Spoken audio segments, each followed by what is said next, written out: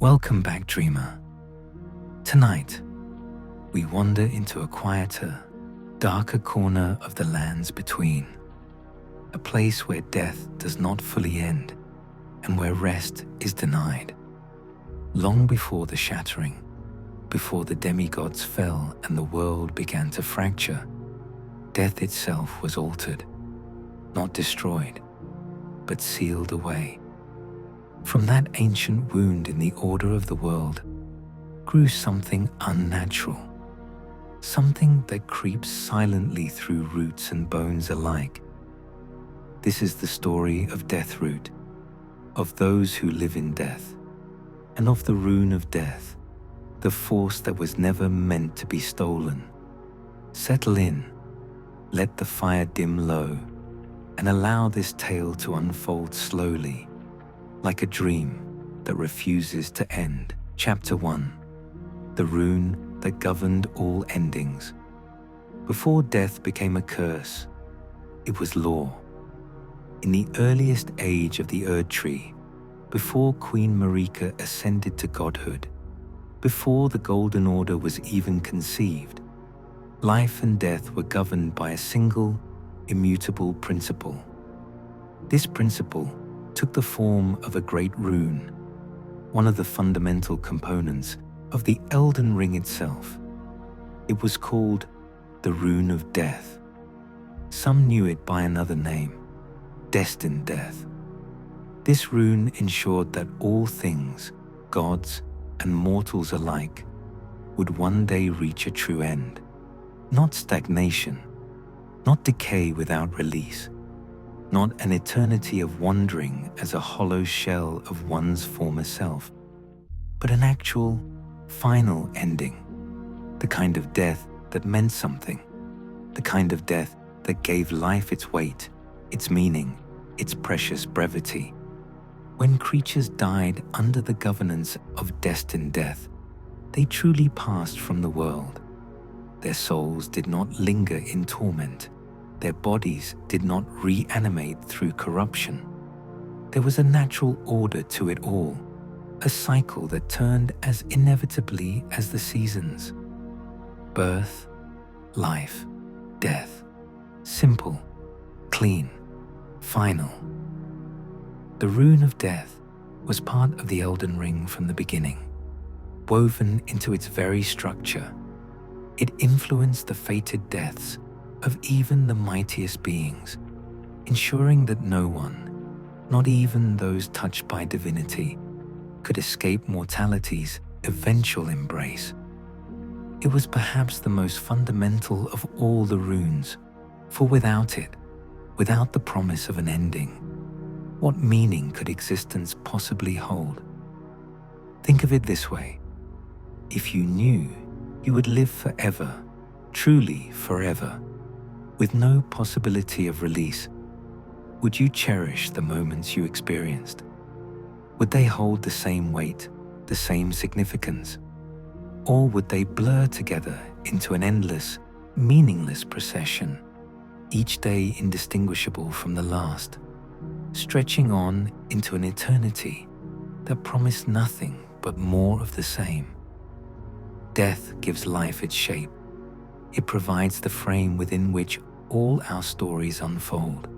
Without it, there are no stakes, no urgency, no reason to seize the day, to tell someone you love them, to pursue your dreams with everything you have, because there will always be tomorrow, and another tomorrow after that, and another, forever. The ancient inhabitants of the lands between understood this truth. They knew that death was not their enemy, but their companion, walking beside them from the moment of birth, lending gravity to every choice they made. They honored it. They built their customs around it.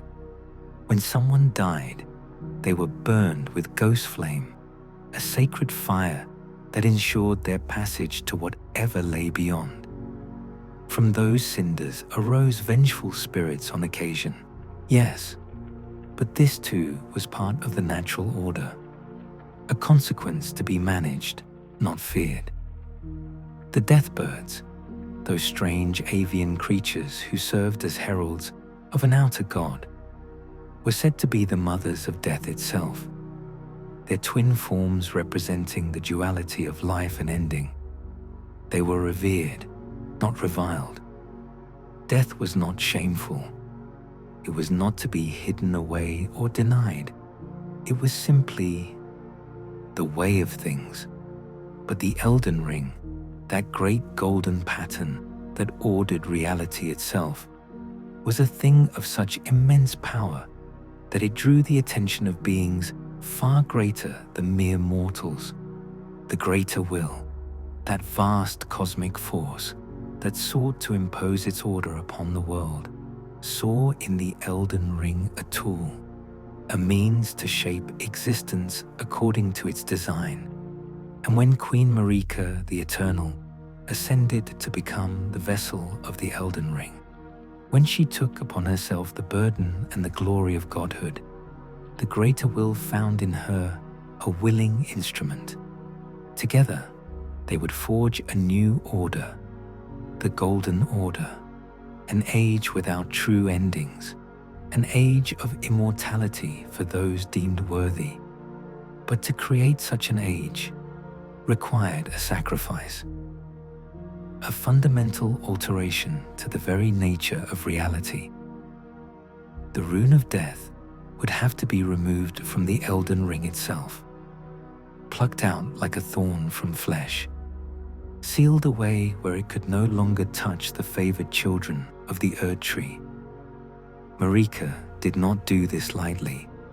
She understood what she was taking from the world, but she believed, or at least told herself she believed, that this was necessary, that this was progress, that her children, her demigods, the glorious beings who would carry the Golden Order forward into eternity, deserved to be spared the indignity of death. She did not erase death from the world entirely. That would have been impossible, even for a god. Death was too fundamental, too deeply woven into the fabric of reality. Instead, she imprisoned it.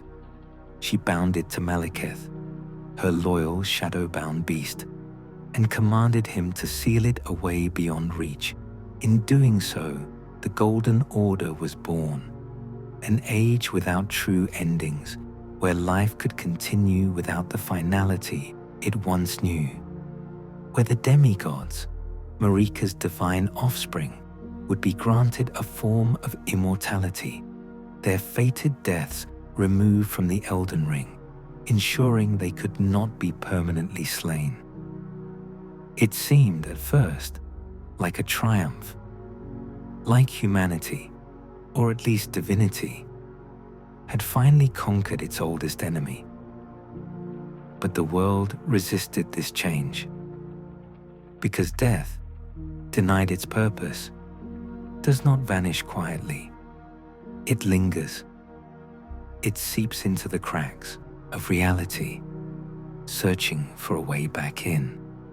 It adapts, it mutates, it becomes something else, something unnatural, something that serves neither the living nor the dead, but exists in a terrible liminal space between. And eventually, inevitably, it finds a way to return. Chapter 2, The Gloam-Eyed Queen and the God Hunt.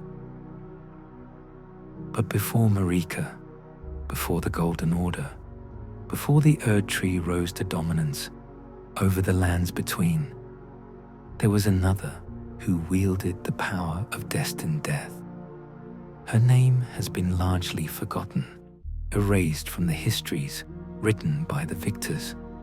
But those who remember speak of her in hushed, reverent tones.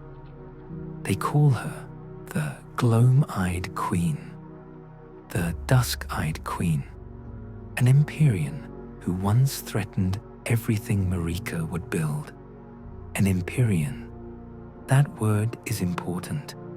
It means she was chosen, just as Marika was chosen just as Rani and Miquella and Millennia would later be chosen. The two fingers, those cryptic agents of the greater will, selected certain individuals as potential successors to the current god. These Empyreans possessed the capacity to one day ascend, to become vessels for the Elden Ring, to reshape reality according to their vision. The Gloam-eyed Queen was one such chosen being. Long ago, in an age that preceded Marika's reign, she was granted this potential. But she did not wait passively for the greater will to elevate her. She did not serve patiently until her time came. Instead, she seized power in her own way, through her own means. She wielded the Rune of Death. How she obtained it, whether it was given to her or stolen or discovered, the Lord does not say.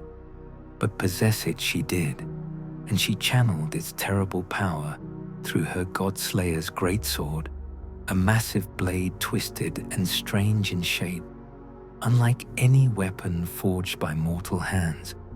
With this sword and the power of Destined Death flowing through her, the Gloam-eyed Queen gave rise to the god-slaying black flame.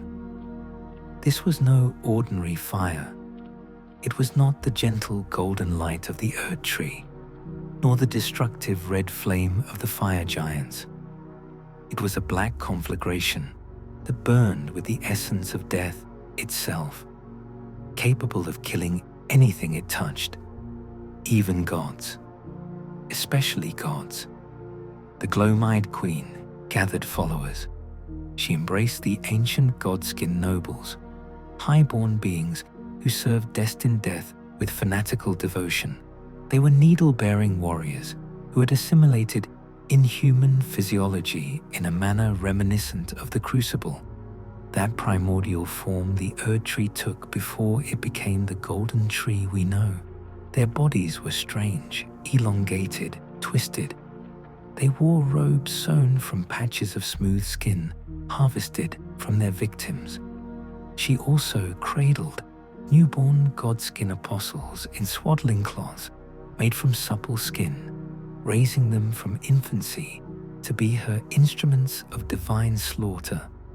These apostles would grow to become lanky, serpentine figures who wielded the black flame with devastating skill. Like their noble brethren, they wore garments crafted from skin, and they developed elongated, inhuman features that marked them as something other than mortal. Together, the Gloam-eyed Queen and her godskin followers embarked on what came to be known as the God Hunt. They hunted down gods, they killed gods, they skinned gods and wore their hides as trophies, as warnings, as demonstrations of their power. The black flame that the apostles wielded was the embodiment of Destined Death, and before that power, even immortals fell. This was an age of terror for those who claimed divinity. For the first time, perhaps, gods knew fear. They looked over their shoulders. They wondered if today would be the day the godskin came for them, the day the black flame would consume them utterly, leaving nothing behind but ash and memory. The Gloam-eyed Queen led her apostles with singular purpose. She was creating a new order, one where gods were not eternal tyrants, but mortal beings who could be held accountable, who could be overthrown, who could die. It was, in its own way, a form of justice, a balancing of scales that had been tilted too far toward divine privilege. But of course, those in power rarely relinquish it willingly. Queen Marika, who had her own designs for godhood, who was building her own version of order, saw the Gloam-eyed Queen as a threat, an obstacle to be removed, a competitor who had to be eliminated before the Golden Order could truly take root. And so Marika sent her champion, her enforcer, her shadow-bound beast, to deal with the problem. She sent Maliketh. The battle between Maliketh and the Glow-Eyed Queen must have been cataclysmic. Two forces of immense power colliding, one wielding the authority of an ascendant god, the other channeling the primal force of death itself. The clash of their weapons, the roar of black flame meeting Maliketh's terrible fury, the ground trembling beneath their feet. In the end, Maliketh prevailed. He defeated the Glow-Eyed Queen. Whether he killed her or merely incapacitated her, the law does not specify. Her fate remains one of the great mysteries of the lands between. Did she die? Was she imprisoned somewhere, locked away in some dark corner of the world? Did she escape, biding her time, waiting for an opportunity to return? We do not know. What we do know is that after her defeat, Maliketh took possession of the Rune of Death. He claimed it from her fallen form or wrested it from her grasp and brought it back to Queen Marika. And Marika, seeing an opportunity to reshape the world according to her vision, removed the Rune of Death from the Elden Ring entirely. The Golden Order was created in that moment. The Rune of Death was sealed away within Maliketh, bound within his black blade, and its power was locked behind layers of protection that Marika believed could never be breached. With the Rune of Death sealed, the true power of the god-slaying black flame was lost. The godskin apostles and nobles found their flames diminished, their weapons less effective, their purpose stripped away. They scattered across the lands between, leaderless, purposeless. Their golden age of divine retribution ended before it could truly begin. Some became wanderers, some took up residence in forgotten places, guarding ancient towers or serving new masters who offered them purpose. The godskin noble who waited at the divine tower of Caelid, guarding the Godslayer's greatsword locked away in a chest, was perhaps keeping vigil over the weapon of his lost queen. The godskin apostle who presided over Dominilla, Windmill Village, seemed to inspire the villagers there to emulate the godskin's practices, skinning people in twisted imitation of the old ways. But their time had passed. The god hunt was over. The black flame, though still dangerous, no longer carried the absolute finality of Destined Death. Gods could breathe easier. Marika's demigod children would be granted immortality, their fated deaths removed from the Elden Ring, ensuring they could not be permanently slain by conventional means.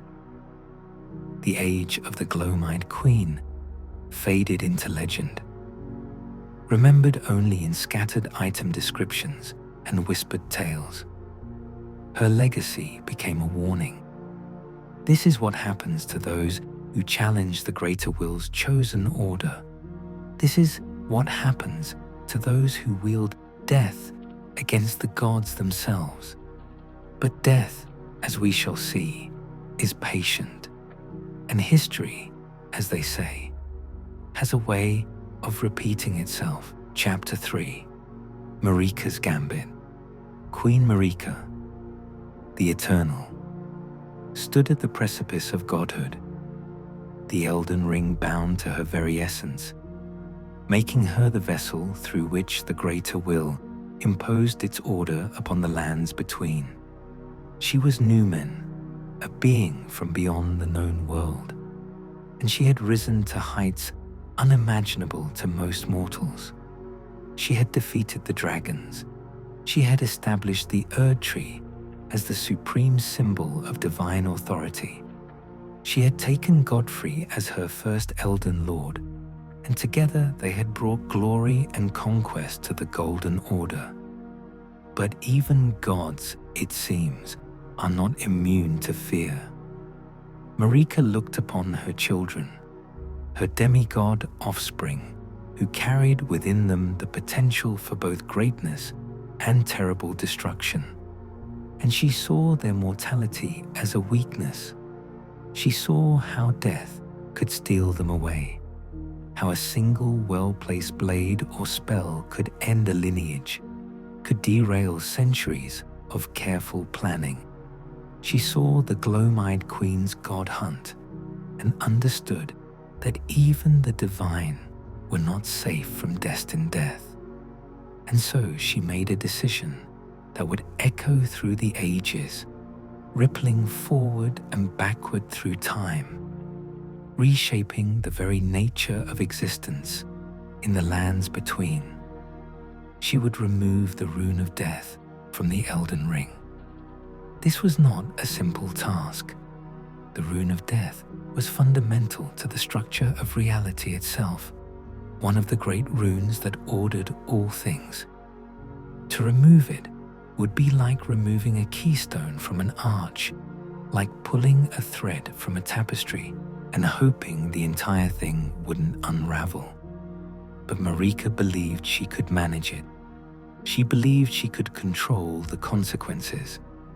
She believed that with careful planning and the right vessel to contain the power of destined death, she could create an age of prosperity and stability where her children would rule forever, unkillable, eternal.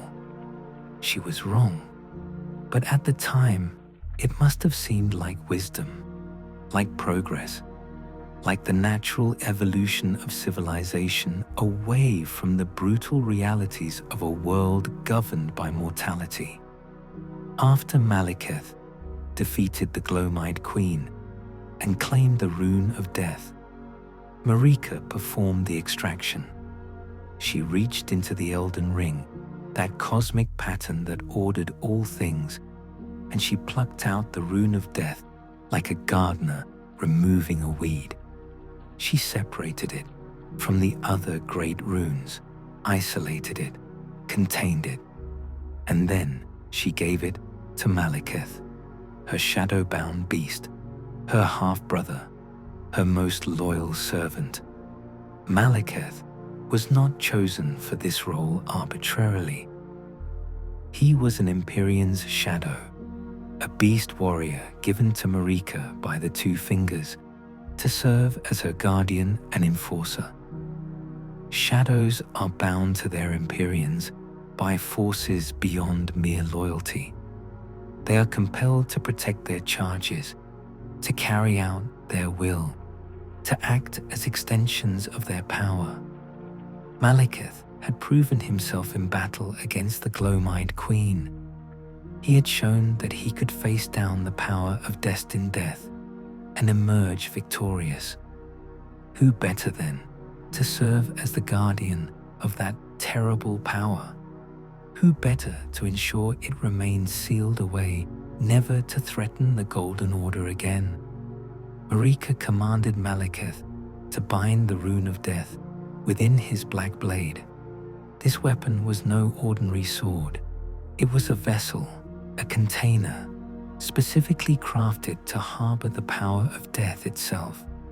When Maliketh wielded it, he channeled the authority of destined death, making him the most feared being in all the lands between.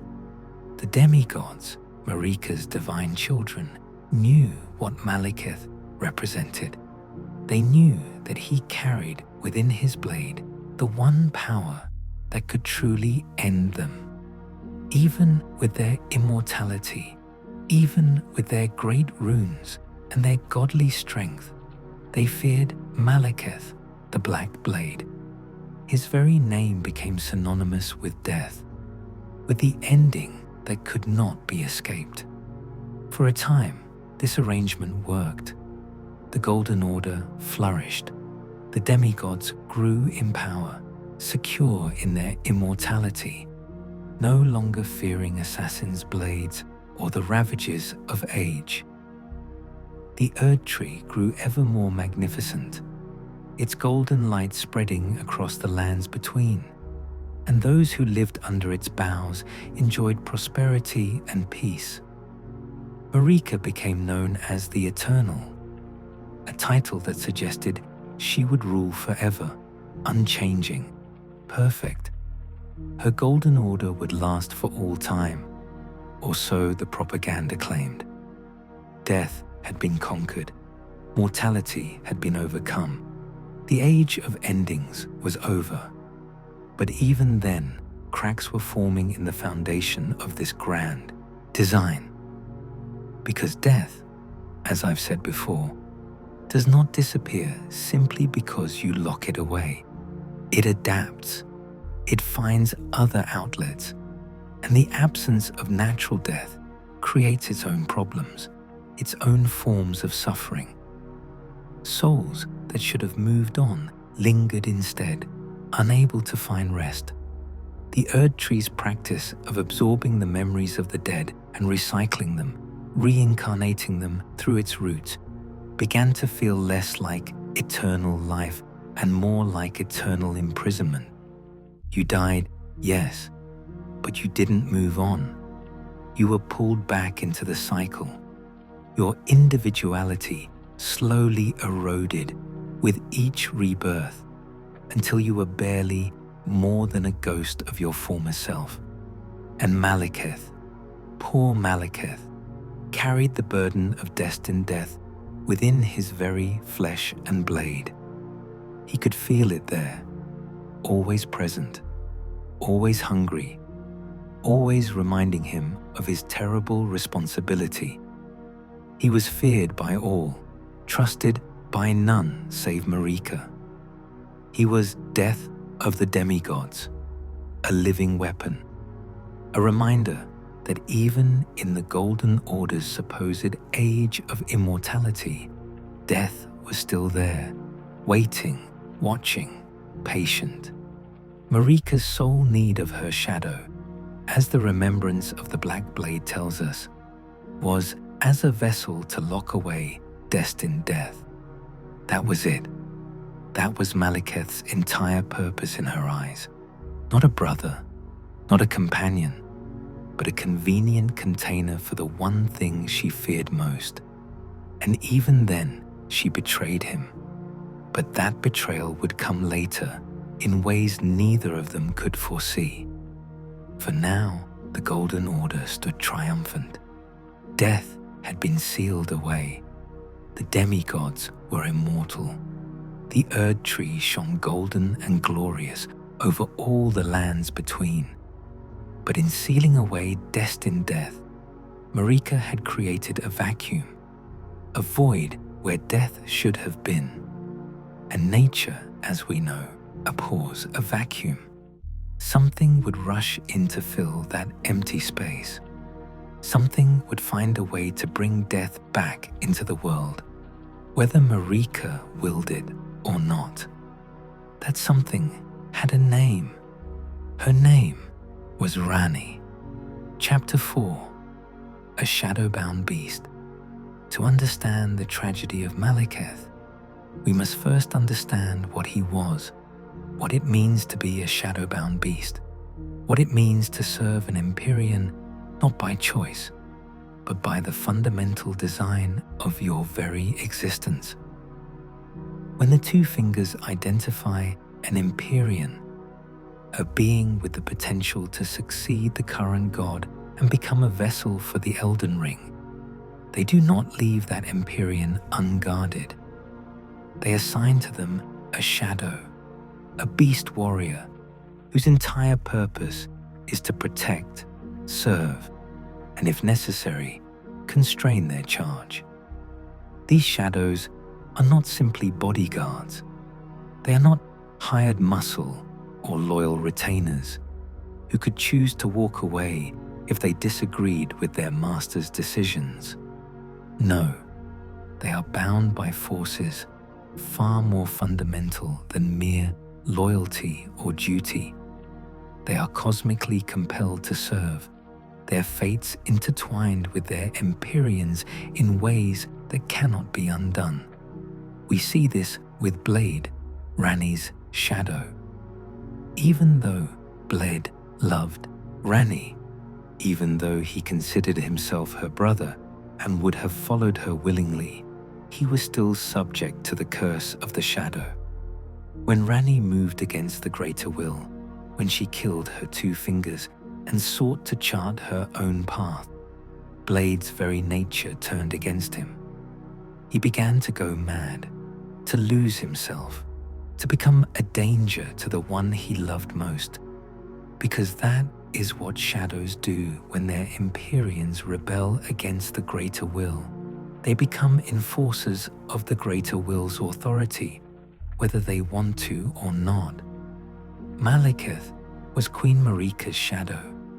He was given to her when she was identified as an Empyrean, before her ascension to godhood, before the Golden Order was even conceived.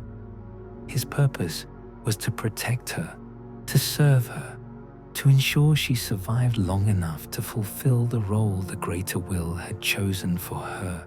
And Maliketh was magnificent at his duty. He was, by all accounts, a warrior of extraordinary skill and ferocity. His appearance alone was terrifying. A massive, hulking figure, the combined aspects of both beast and man, covered in dark fur or armor depending on the form he took, wielding weapons with inhuman strength and speed. His movements were fluid, predatory, the embodiment of death itself stalking across the battlefield. When Marika needed the Glowmite Queen defeated, when she needed the Rune of Death wrested from that dangerous rival, she sent Maliketh. And Maliketh succeeded where perhaps no one else could have. He faced down an Empyrean, wielding the full power of Destined Death, channeling God-slaying black flame through her God-slayer's greatsword, commanding an army of godskin warriors who had dedicated their lives to hunting and killing gods.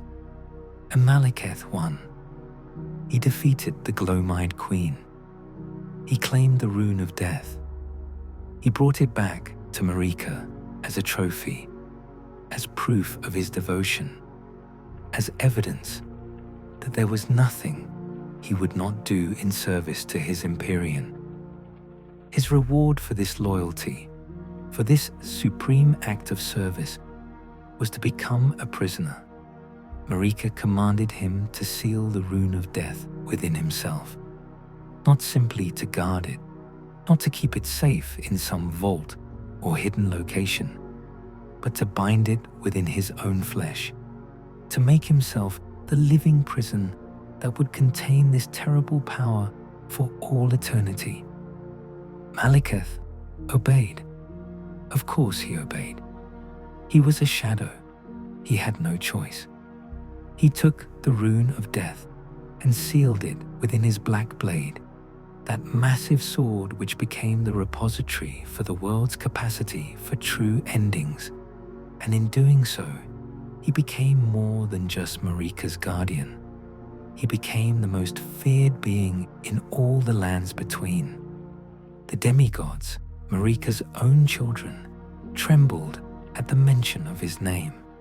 They knew that while they had been granted a form of immortality, while the removal of their fated deaths from the Elden Ring meant they could not be permanently slain by conventional means, Maliketh's blade could still end them. He carried within that weapon the one power that could override their immortality, that could cut through their divine essence and deliver true death. He became known as the Death of the Demigods. His former name, whatever it had been, became synonymous with the ending that awaits even gods. To face Maliketh in battle was to face your own mortality, staring you in the face, blade raised and ready to fall. But what did this do to Maliketh himself? Imagine carrying within your own body the power of death, not just the ability to kill, which any warrior possesses, but the fundamental force that governs the ending of all things. Every moment of every day, you feel it there, pulsing, hungry, whispering. You are a container for something that should not be contained, a living violation of the natural order you were meant to protect. And worst of all, you know why you were chosen for this duty. Not because you were loved, not because you were trusted, but because you were convenient. Because Marika, your sister, your Empyrean, the one you were cosmically compelled to serve and protect, needed a vessel for Destined Death, and you were it. The remembrance of the Black Blade tells us the truth with stark clarity. Maliketh was a shadow-bound beast given to his Empyrean. Marika's sole need of her shadow was a vessel to lock away Destined Death. Even then, she betrayed him. Even then, even when he had given everything, even when he had become exactly what she needed him to be, she still betrayed him. How? When? The Lord doesn't specify the exact nature of this betrayal, though we can infer. Perhaps it was when she shattered the Elden Ring, plunging the world into chaos despite Maliketh's protection. Perhaps it was when she allowed, or even orchestrated, events that would lead to a fragment of the Rune of Death being stolen from under his nose. Perhaps the betrayal was simply in the using of him, the reduction of his entire existence to a single utilitarian function. After the Gloam-eyed Queen's defeat, Maliketh retreated to Farum Azula, that ancient city suspended in time and space, where the dragons once ruled and where beastmen still maintained their ancient temples. There, disguised as Gurranq, beast clergyman, he took up a new mission. He would collect and devour Deathroot. But we're getting ahead of ourselves. Before we can understand Gurranq's hunger, before we can comprehend what Deathroot is and why it exists, we need to talk about a theft that would shake the foundations of the Golden Order. We need to talk about the Knight of the Black Knives, and to understand that knight, we need to understand Ranni. Chapter 5. The Lunar Princess's Rebellion. Ranni was born to a complicated family, to put it mildly. Her father was Radagon, a champion of the Golden Order who had risen to prominence through martial prowess and unwavering devotion to the cause. Her mother was Rennala, Queen of the Full Moon, head of the Carian royal family and mistress of the Academy of Raya, Lucaria. Ranni had two older brothers, Radahn, who would grow to become the Star Scourge, and Rykard, who would become Lord of Blasphemy. For a time, they were a family. Not a perfect family, not a simple family, but a family nonetheless. Radagon and Rennala ruled together, their union representing a marriage of martial power and lunar sorcery, of the Golden Order's ambitions and the ancient traditions of the Carian royalty. But then Radagon left. Queen Marika's first husband, Godfrey the First Elden Lord, had been banished from the lands between, sent away along with his warriors, who would become the first Tarnished. Marika needed a new consort, a new Elden Lord to stand beside her, and for reasons that remain murky, she chose Radagon. Perhaps it was because Radagon had proven his devotion to the Golden Order. Perhaps it was because he represented the martial strength she needed. Perhaps it was for reasons even more strange and complicated than that. Reasons that touch upon the true nature of Radagon and Marika's relationship. But whatever the cause, Radagon abandoned Renala and their children. He traveled to Leyndell, the royal capital, and assumed the position of second Elden Lord, consort to Queen Marika herself. Ranni and her siblings were raised to demigod status as a consequence of their father's new position. They were now the stepchildren of a goddess, elevated beyond their previous station as mere carrion royalty. But this elevation came at a cost. They had lost their father, lost their family unity, gained instead a stepmother who barely acknowledged their existence, and a new role in a cosmic order they had not chosen. For Ranni, however, something even more significant occurred. The Two Fingers, those cryptic agents of the Greater Will, identified her as a potential successor to Queen Marika. She was declared an Empyrean, one of the rare beings who possessed the capacity to become a vessel for the Elden Ring, to ascend to godhood and reshape reality, according to the Greater Will's design. This should have been an honor. This shouldn't have been the ultimate validation, proof that Ranni was destined for greatness beyond measure. She was given her own shadow, a wolfman named Blade, who would serve as her guardian and enforcer. She was elevated to a position where she could potentially become a god. But Ranni did not want this. She did not want to be the Greater Will's puppet. She did not want to spend her existence carrying out the agenda of some vast, incomprehensible cosmic force that cared nothing for her own desires, her own dreams, her own sense of self.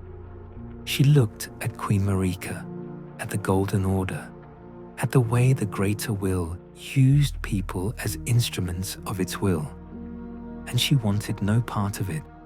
She wanted freedom, true freedom, the freedom to chart her own course, to pursue her own vision of order, to exist on her own terms, rather than as a vessel for something else's ambitions.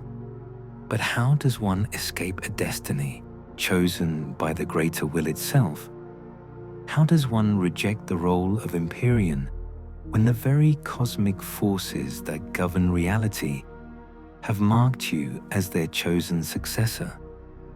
Ranni realized that to escape her fate, she would need to do something drastic, something unprecedented, something that would fundamentally change the rules of the game. She would need to die. Not completely, of course. Complete death would solve nothing. She would simply be absorbed back into the Erdtree, her spirit recycled, herself erased. No, she needed to die in a very specific way. She needed to kill her physical body while preserving her spirit, allowing her to exist outside the system, beyond the reach of the Two Fingers and their controlling influence. But there was a problem. The Rune of Death had been removed from the Elden Ring, sealed away within Maliketh's black blade. True death, the kind of death that could separate body and soul, was no longer accessible through conventional means. So Ranni would have to steal it. She would have to infiltrate crumbling Farum Azula, approach Maliketh, the most feared warrior in all the lands between, the living embodiment of death itself, and steal a fragment of the Rune of Death from his blade. The audacity of this plan cannot be overstated. Maliketh had defeated the Glow-Mind Queen, an Empyrean wielding the full power of Destined Death. He had bound that power within himself, making him the guardian of the one force that could truly end gods. He was literally designed to prevent anyone from accessing the Rune of Death. But Ranni was clever. She was patient. She was a sorceress of immense skill, trained in both the lunar sorcery of her mother and the cold magic of the Snow Witch who served as her mentor. She understood that success would require more than brute force. It would require subtlety, timing, and perhaps most importantly, a willingness to sacrifice everything. Somehow, through means the law does not fully explain, Ranni succeeded.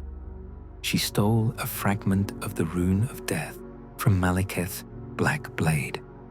Not the entire rune, that would have been impossible, but enough to work with, enough to accomplish her goal. With this stolen fragment in her possession, Ranni performed what she calls a fearsome rite. She imbued the power of Destined Death into specially crafted daggers, black knives that would be capable of killing even immortal beings. She prepared these weapons with meticulous care, ensuring they could do what no blade had done since the Golden Order's creation: deliver true death to a demigod. She also, as a contingency plan, gave a fragment of the Rune of Death to her brother Ricard. This fragment was fashioned into the Blasphemous Claw, a strange talisman that contained traces of death's power. If things went wrong, if Maliketh discovered the theft and came hunting for her, Ricard would be able to challenge the Black Blade with this weapon, buying Ranni time to complete her plan. Then Ranni recruited the Black Knife Assassins to carry out her plot. These were not random mercenaries or common killers. They were Numen women, scions of the Eternal Cities, beings from the same mysterious race as Queen Marika herself. The lore hints that they had close ties to Marika, though whether this means they were her allies, her servants, or something else entirely remains unclear. Ranni gave these assassins the black knives she had prepared, weapons imbued with the stolen fragment of the Rune of Death. She instructed them on their target, on the timing, on what needed to be done, and she told them that on the same night they struck, she herself would perform her own death ritual, simultaneously ending her own physical body. Because here was the trick, the clever twist that would allow Ranni to achieve what she wanted. Death, in its truest form, requires both body and soul to die together. The curse mark of death, when carved into flesh, forms a complete circle, symbolizing the unity of this ending. But if two individuals died at precisely the same moment, if the curse mark was split between them, then each would experience only half a death. One would die in body while their soul persisted. The other would die in soul while their body persisted. Ranni arranged for the assassins to kill another demigod at the exact moment she killed herself. In doing so, the curse mark of death would split into two half-wheels, like a centipede severed down the middle. She would die in body, but not in soul, allowing her spirit to transfer into a doll she had prepared, a vessel modeled after her mentor that would let her exist outside the system, beyond the Two Fingers' control.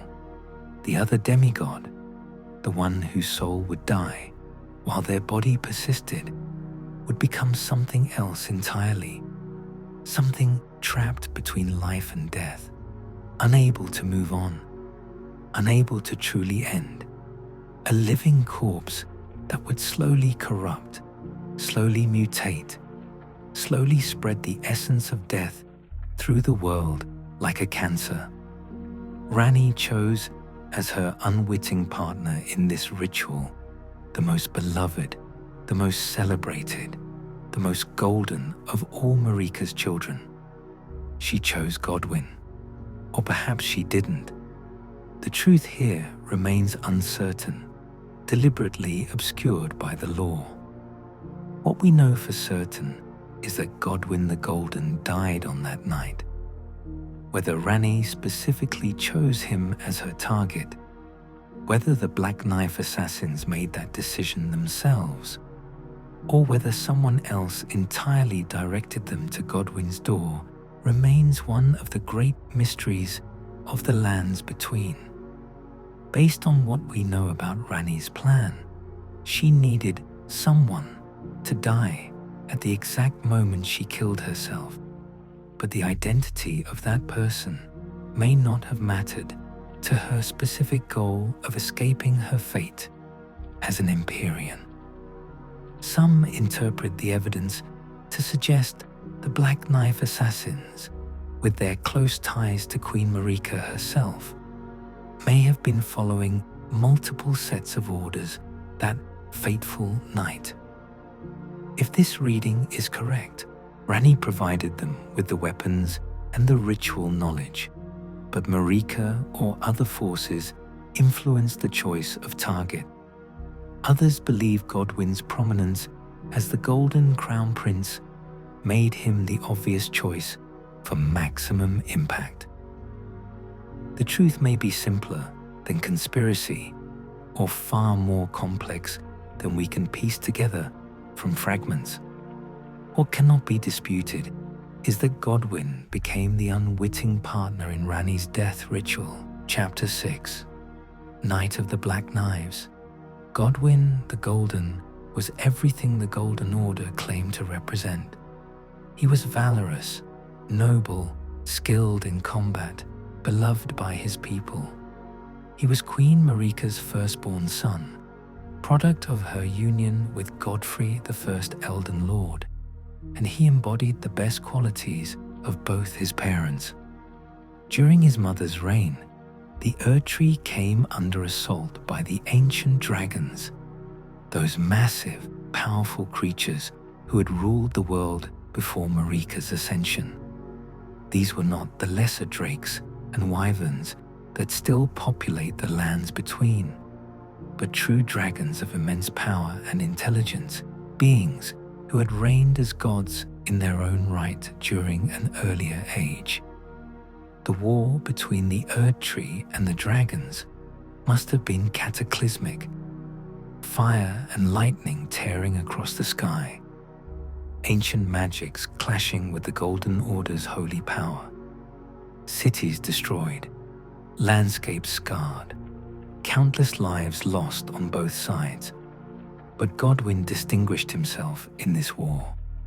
He faced the dreaded ancient dragon Fortisax in single combat, a battle that should have ended with the young demigod's death.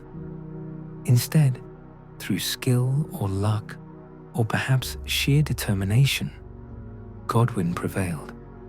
He defeated Fortisax, but rather than slay the dragon or take him prisoner, Godwyn offered friendship instead. This act of mercy, this extension of compassion even to a defeated enemy, earned Fortisax's eternal devotion. The mighty dragon, who had been a god in his own right, became Godwyn's companion, his friend, perhaps the closest thing to a brother the Golden Prince ever had. This friendship between former enemies led to the establishment of the ancient dragon cult in Leyndell, where worship of the dragons could coexist with reverence for the Golden Order. Godwyn represented hope.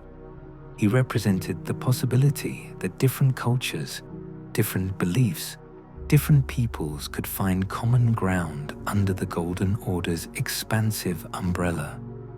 He was proof that Marika's vision could work, that the age she was building could endure. And so, naturally, he had to die. Not because he deserved it, not because he had committed any crime or betrayed any trust, but because Ranni needed a demigod to serve as the other half of her death ritual, and Godwyn as the most prominent of Marika's children, as the golden crown prince of the entire Golden Order, made for the perfect target. There's another possibility, hinted at but never confirmed. Some speculate that Ranni did not actually choose Godwyn as her target, that she arranged for someone to die, yes, but left the specific identity of that person to the Black Knife assassin's discretion. That Godwyn was in the wrong place at the wrong time, or that the assassins had their own reasons for selecting him, reasons tied to Queen Marika herself. After all, the Black Knife assassins were Numen women with close ties to Marika. What if they were acting on Marika's orders as well as Ranni's?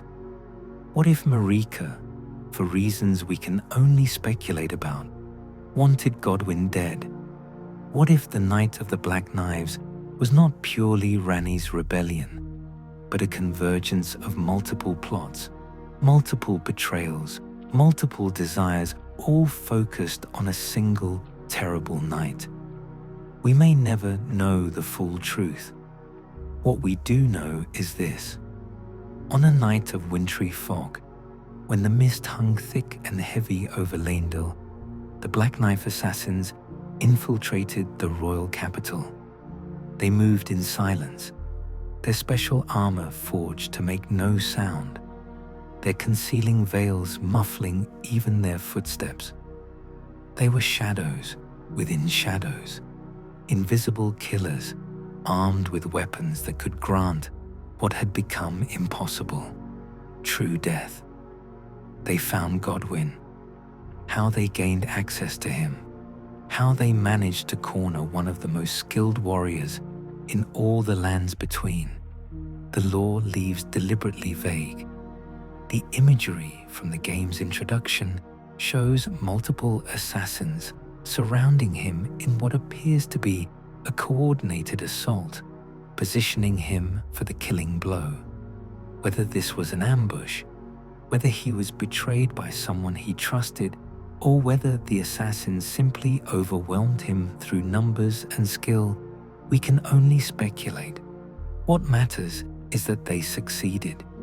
One of the assassins, a woman named Tichi, who was daughter to Electo, the ringleader of the Black Knife conspiracy, stepped forward with her blade. The weapon glowed with dark power, the fragment of the Rune of Death channeled through its twisted metal singing with the promise of finality. And at the exact moment Tyche plunged the Black Knife into Godwyn's flesh, Ranni, somewhere else in the world, drove her own blade into her own body. The curse mark of death should have formed a complete circle, a perfect symbol of ending. But because two beings died at the precise same moment, the mark split into two half wheels, each carved into the flesh of its respective victim.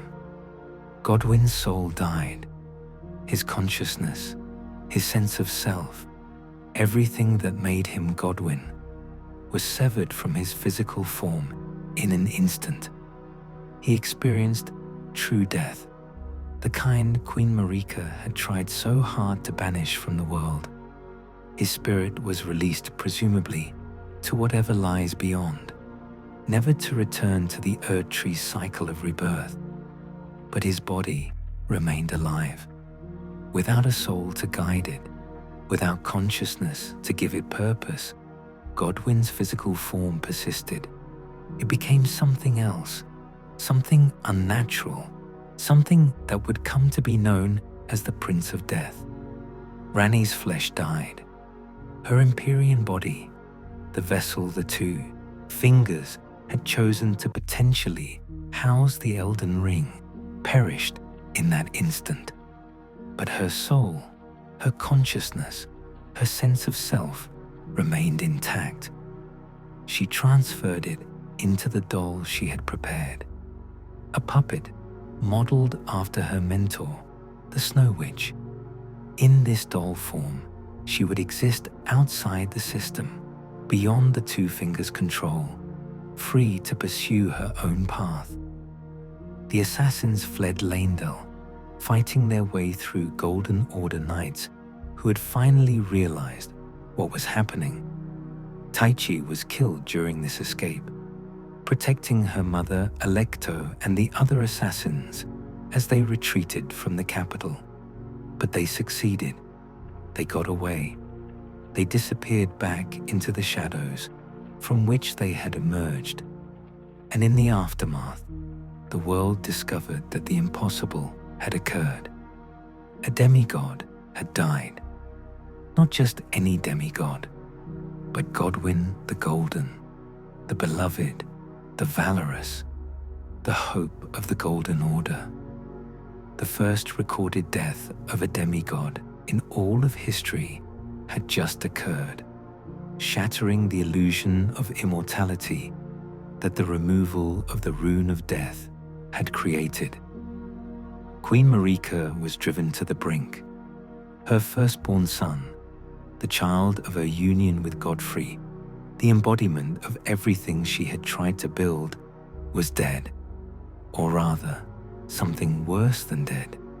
His soul was gone, but his body persisted, trapped in a twilight state between life and death, unable to find rest, unable to truly end. The grief, the rage, the sheer incomprehensible horror of what had been done to her son broke something fundamental in Marika. Some say it was this moment, this discovery of Godwyn's half-death, that pushed her over the edge. That made her realize the Golden Order she had built was fundamentally broken, built on lies and false promises and the imprisonment of natural forces that would eventually find a way to break free.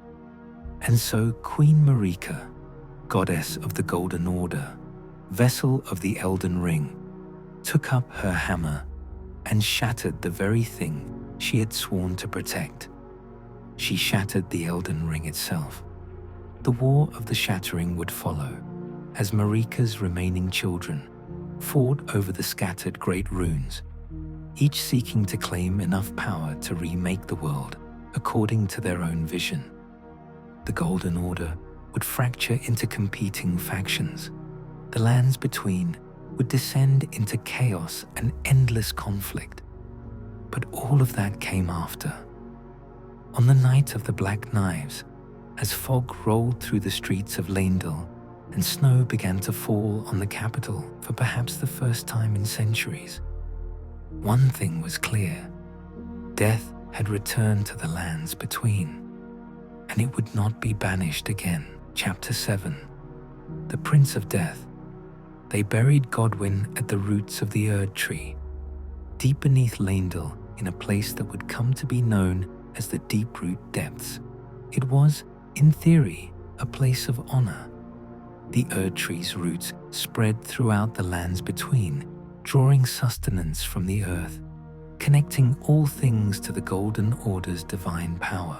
To be buried at those roots was to be returned to the source, to become one with the sacred tree itself. But Godwyn's burial would not provide the peace his mourners hoped for. Remember, his soul had died, but his body persisted. He was not truly dead, not in the complete sense. He was trapped in a state of half-death, neither living nor gone, existing in a terrible liminal space that should not be possible.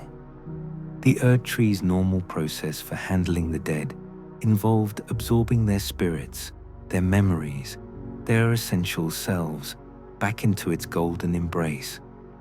From there, these spirits could be recycled, reborn through the roots, given new forms and new lives as part of the eternal cycle the Golden Order promised. But Godwyn had no spirit to absorb.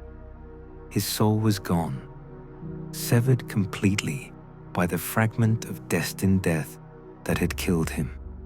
There was nothing for the Erdtree to reclaim, nothing to recycle, nothing to make sense of. And so Godwyn's soulless body began to do something the Erdtree could not account for. It began to rot. But this was not natural decay. This was not the simple breaking down of organic matter that occurs when life departs. This was something far more insidious. This was death itself, the fundamental force that Maliketh had tried to seal away, finding a crack in the system, a way back in.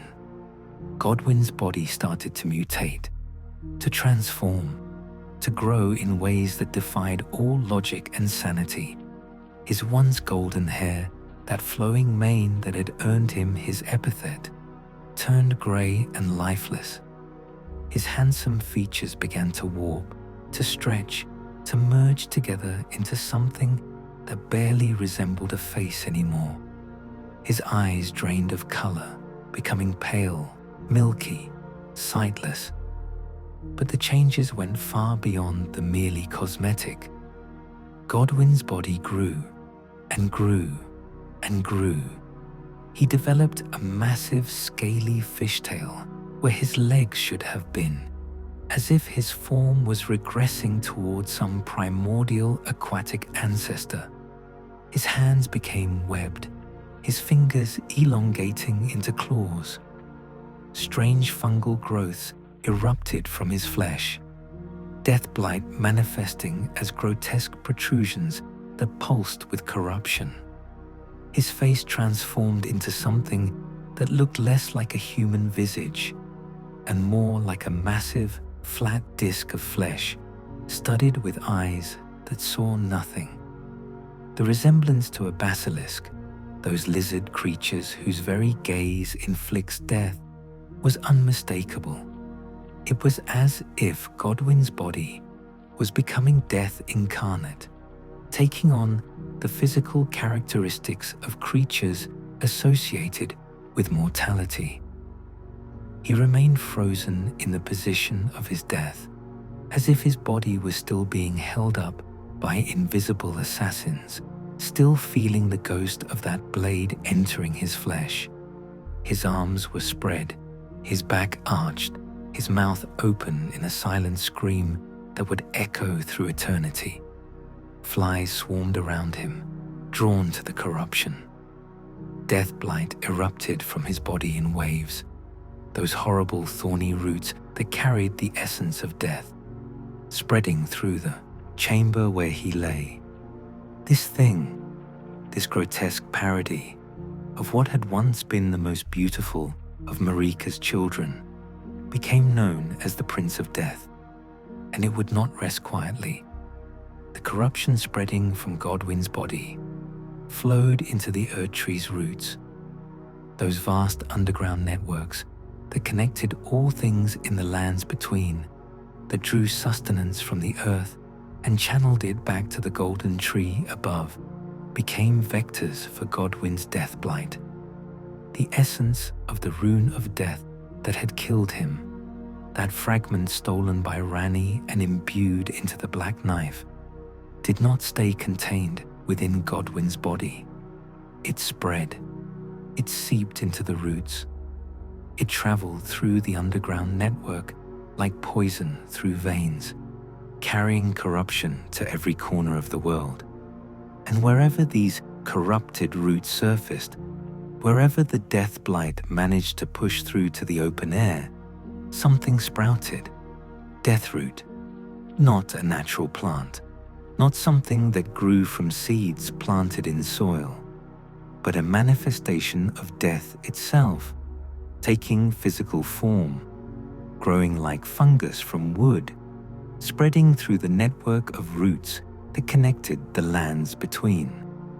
Deathroot appeared in catacombs and graveyards. It sprouted near sites where the dead were buried. It emerged in places touched by death, by sorrow, by endings. Each growth was a small piece of the Rune of Death, fragmented and scattered, multiplied across the world, like a cancer that refused to be contained. and wherever Deathroot took hold, the dead began to stir. Those who live in death, the undead whose existence would define so much of the suffering in the lands between, came into being because of this spreading corruption. Corpses that should have remained at rest rose instead, animated by the touch of Godwyn's death blight. Skeletons clawed their way from graves. Spirits that should have moved on found themselves trapped, unable to return to the Erdtree, unable to be absorbed back into the cycle. They existed in a state between life and death, neither fully one nor the other.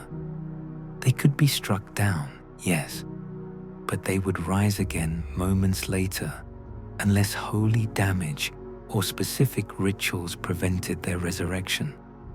They were animated by something fundamental, something that touched upon the very nature of death itself, and they worshipped Godwyn. To them, the Prince of Death was not a monster. He was their progenitor, their source, their god. They gathered in places touched by Deathroot, waiting, serving, hoping for the day when their Lord would rise again and grant them true purpose. The Golden Order, naturally, saw this as heresy. The entire point of removing the Rune of Death had been to create an age without true endings, where the faithful would be eternally reborn through the Erdtree's grace.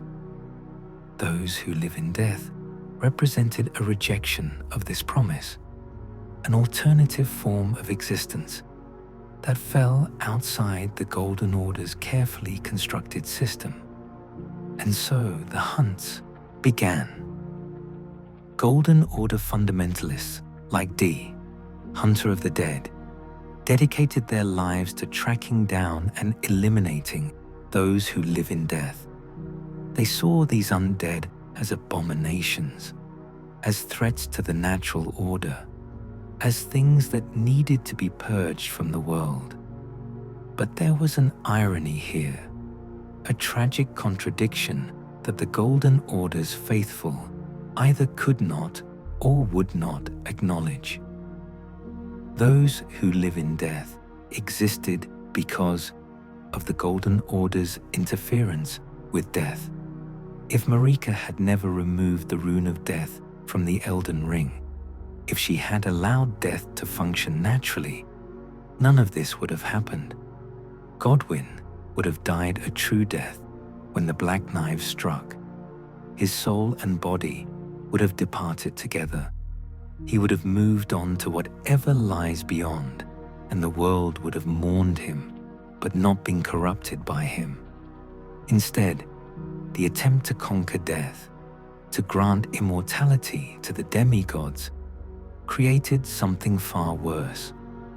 It created a form of undeath that spread like plague through the roots of the Erdtree itself, giving rise to countless suffering souls trapped in an existence they never chose. Godwyn the Golden, the beloved, the hope of the Golden Order, became its curse. The Prince of Death lay at the bottom of the Deathroot depths, growing ever larger, ever more grotesque, ever more distant from the beautiful demigod he had once been. His soulless body served as the heart of a corruption that could never be fully cleansed, only managed, only contained.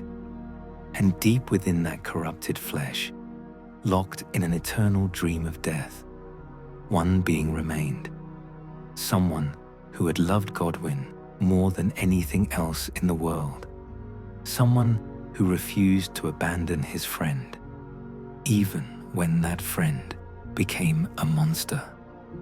Ancient dragon Fortisax, who had once been defeated by Godwyn in honorable combat, who had become his companion and brother through that defeat, dove into the corruption.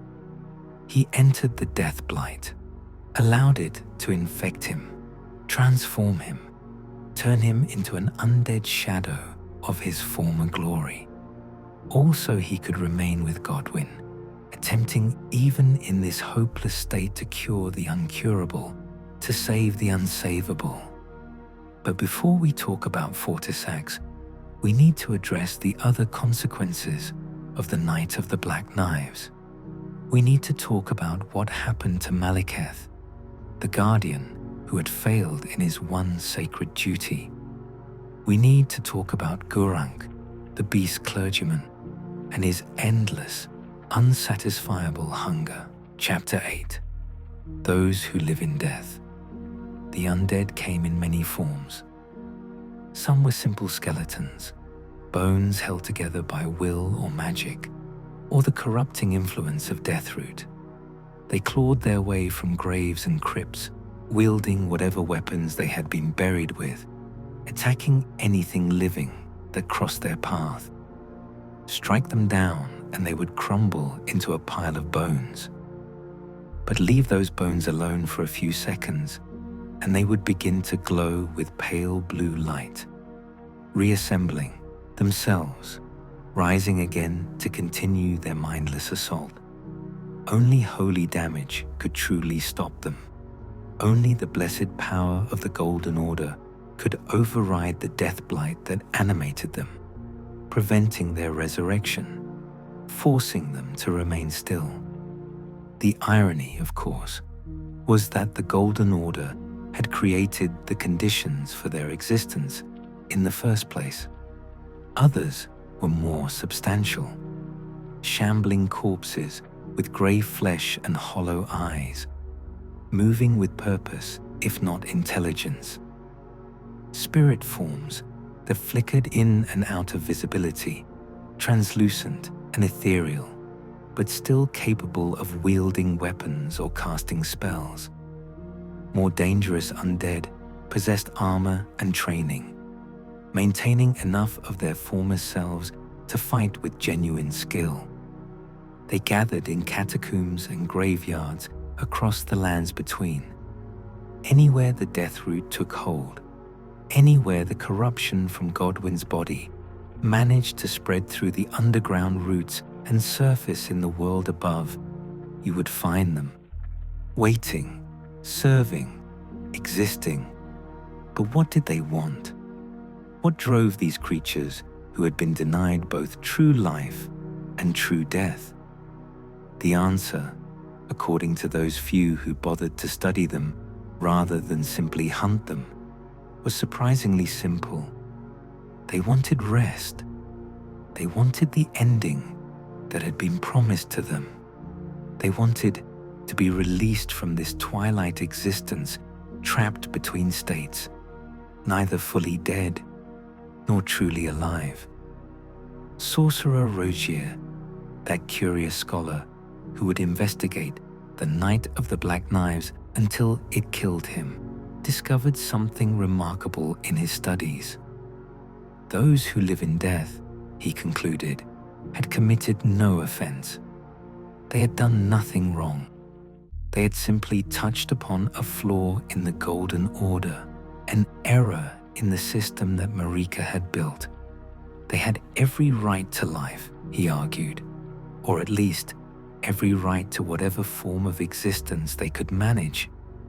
They were not monsters by choice, but by circumstance, victims of forces far beyond their control. But the Golden Order saw things differently. To the fundamentalists, to those who believed absolutely in Marika's vision and the supremacy of the Erdtree, those who live in death represented heresy. They were proof that the system was broken, that death could not be truly conquered, that the promise of eternal life through the Erdtree's grace was built on shaky foundations. And so they had to be destroyed, not out of mercy, not to grant them the rest they craved, but to eliminate the evidence of the Golden Order's failure, to sweep this embarrassing mistake under the rug and pretend everything was working as intended. D, Hunter of the Dead, embodied this attitude perfectly. He was a Golden Order fundamentalist through and through. utterly convinced of the righteousness of his cause. When he discovered the curse mark of death in Summonwater Village, that half-wheel symbol carved into the ground where Godwyn had been struck down, he brought it back to the Round Table Hold as evidence of the conspiracy. But Dee did not seek to understand those who live in death. He did not try to help them or find a way to grant them peace.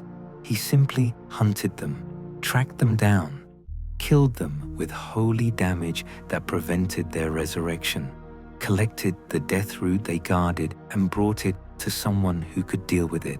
He brought it to Gurunk.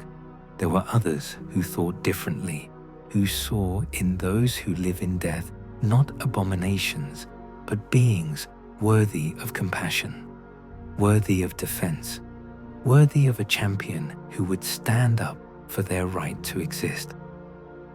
Fear, the deathbed companion, was one such advocate. She looked upon those who live in death and saw her children, her charges, beings she had a duty to protect. She gathered champions to her cause, took their vigor and their warmth, preparing to offer herself as a vessel for something greater. She would become a mother to those who live in death. And if the Golden Order would not grant them peace, would not allow them to rest, then she would create a new order. One where death was restored, where life within death was accepted as part of the natural cycle, where the undead would no longer be hunted and persecuted, but allowed to exist until true ending came for them. But Fear's plan required power. It required the curse mark of death, both halves of it reunited. It required lying with Godwyn, that grotesque prince of death, festering at the roots of the Erdtree. It required sacrifice and dedication and a willingness to become something she was never meant to be. We'll return to Fear's story later. For now, understand that those who live in death existed in a state of constant persecution. They were hunted by Golden Order knights.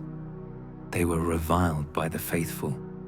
They were seen as monsters, as threats, as proof that something had gone terribly wrong with the world. And they were, in a way. They were proof that death could not be contained, that Marika's attempt to remove it from the Elden Ring had created something far worse than what came before. They were living, or rather unliving, evidence that the Golden Order was built on a fundamental lie. The Tibia Mariners, those spectral figures who drifted in boats across shallow waters, seemed to serve as guides for those who live in death. They summoned the undead, commanded them, directed them towards some purpose only they understood. Perhaps they were shepherds, guiding lost souls who could not find their way alone. Perhaps they were heralds of the Prince of Death, preparing the world for their Lord's eventual return. In the consecrated snowfield, far to the north, where few travelers ventured, entire communities of those who live in death had formed. They existed in relative peace there, away from the Golden Order's reach, maintaining something like society among themselves. And always, always, they waited for Godwyn to rise, for the Prince of Death to reclaim his throne, for the day when death would be restored to the world, and they could finally rest. But that day would not come easily, because Deathroot, the source of their existence, had drawn the attention of someone whose entire purpose had become its consumption. Chapter 9. The Beast Clergyman's Hunger. In the distant northeast of Caelid, that cursed land blighted by scarlet rot, there stands an ancient structure called the Bestial Sanctum. It is a place of stone and silence, perched on a cliff overlooking the ravaged landscape below, accessible only by a teleporter gate or a long, dangerous journey through territory populated by monstrous creatures. Within this sanctum resides a figure cloaked in robes, hunched over, waiting. To those who first encounter him, he is Gurranq, beast clergyman. He speaks with a growling voice, barely coherent, consumed by a hunger he cannot name or satisfy. He offers power to those who bring him what he seeks. He seeks Deathroot. But Gurranq is not what he appears to be, or rather, he is exactly what he appears to be, but also something more, something terrible, something that once struck fear into the hearts of demigods. Gurranq is Maliketh, the Black Blade, the death of the demigods. Queen Marika's loyal shadow-bound beast who had been charged with guarding the Rune of Death, ensuring it could never again threaten the Golden Order's carefully constructed immortality. But Maliketh had failed.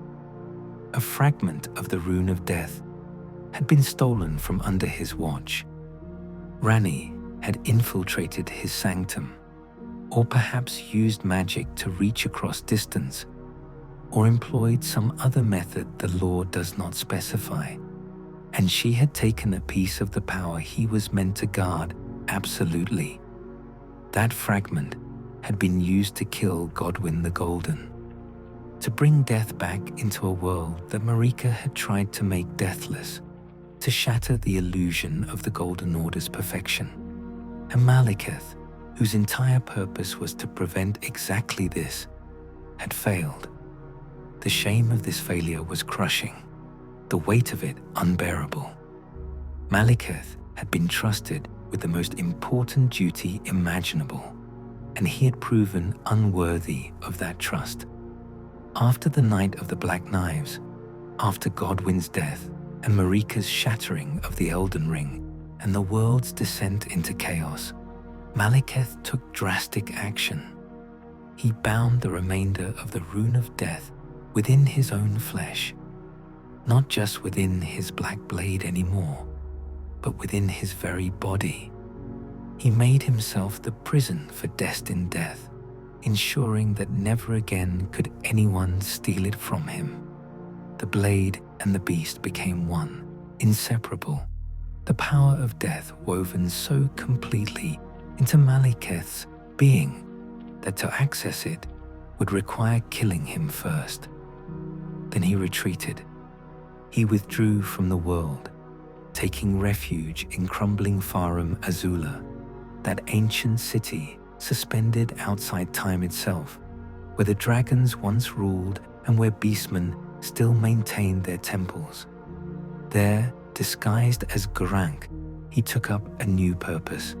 He would devour the Deathroot.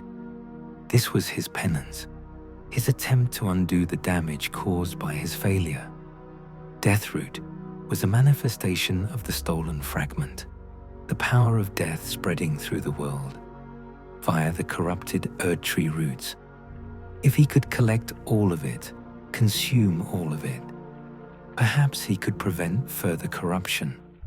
Perhaps he could contain the spread of those who live in death.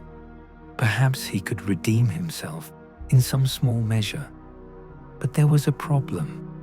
Maliketh, for all his power, for all his terrible skill in battle, could not destroy Deathroot. He could only consume it, and consuming death, bringing it into himself, was slowly driving him mad. The hunger grew with each piece of Deathroot he devoured. It was never enough, never satisfying. Always, he craved more. The death he had sworn to guard, the death he had bound within his flesh, was now actively corrupting him from within, demanding to be fed, to be acknowledged, to be released. He enlisted help. hunter of the dead, came to serve him, tracking down Deathroot and bringing it to the beast clergyman. Dee saw in Gurranq a holy mission, a way to serve the Golden Order by eliminating the corruption spreading through the world. But eventually, Dee had other priorities, his own quest, his own investigations. So when a Tarnished of notable skill appeared, Dee directed them to Gurranq instead. Let this new champion take on the duty of weeding Deathroot. Let them gather these growths and bring them to the beast clergyman who waited in his sanctum. The Tarnished who accepted this task would find themselves in Gurranq's presence, facing this massive bestial figure who could barely contain his hunger. He would give them a beast eye, a strange artifact that would tremble and pulse whenever Deathroot was nearby, guiding them to these corruptions. With each Deathroot delivered, Gurranq would devour it immediately, desperately, his growling voice expressing something like relief, or perhaps just a momentary satisfaction. And in return, he would grant the Tarnished bestial incantations, powerful spells drawn from ancient traditions that predated the Erdtree. These incantations spoke to Gurranq's history, to his connection with the beastmen who had served the dragons in ages past. The beast clergyman was not just a random title, but a reference to an actual religious tradition, a way of understanding the world that existed before the Golden Order conquered everything. The beastmen had been given intelligence by the greater will in some distant age. They had evolved from simple animals into thinking beings, and they had dedicated themselves to serving the stone dragons who ruled before Marika's time. They maintained temples, they preserved knowledge, they understood themselves as part of a greater cosmic order, even if that order was not the Golden Order. Gurranq's Sinkadea dagger, that short, wide blade he wielded, was a mark of his status within this tradition. Only high-ranking clergy carried such weapons. It spoke to a past that Maliketh had lived through, an age he had witnessed before becoming Marika's shadow, before the Erdtree rose to dominance. But all of that history, all of that meaning, was being slowly consumed by the hunger for Deathroot. Gurranq was losing himself, bit by bit, with each piece of corruption he devoured. The death he contained was eating him alive from the inside. After the Tarnished delivered the fourth Deathroot, something snapped. Gurranq's control slipped. He attacked them, lashing out with bestial fury, driven by hunger and madness to strike down even those who were helping him. Only by dealing enough damage to break through his frenzy could the Tarnished calm him, forcing Gurranq to regain enough self-control to recognize what he was doing. He apologized. In his growling, barely coherent way, he tried to explain the hunger that consumed him, but the madness was always there, lurking just beneath the surface, waiting for another moment of weakness. When the Tarnished brought him all 9 pieces of Deathroot they could find scattered across the lands between, Gurranq thanked them. He spoke of his sins, of how death should not be touched by the hand of mortals, of how he was still not sated despite consuming all they had brought him. Then he departed, returning presumably to Farum Azula, to his true form as Maliketh, to the role he had been trying to escape but could never truly abandon. At night, sometimes, Gurranq could be found standing outside the bestial sanctum, looking toward the Erdtree in the distance, howling, his cry echoing across the blighted landscape of Caelid, filled with longing or grief, or perhaps just hunger that could never be satisfied. Because Maliketh understood something that perhaps even he did not want to admit. The Deathroot would never stop appearing. As long as Godwyn's corrupted body lay at the bottom of the Deeproot depths, as long as the Prince of Death persisted in his state of half-life, the corruption would continue to spread. No amount of collection, no amount of consumption could truly solve the problem.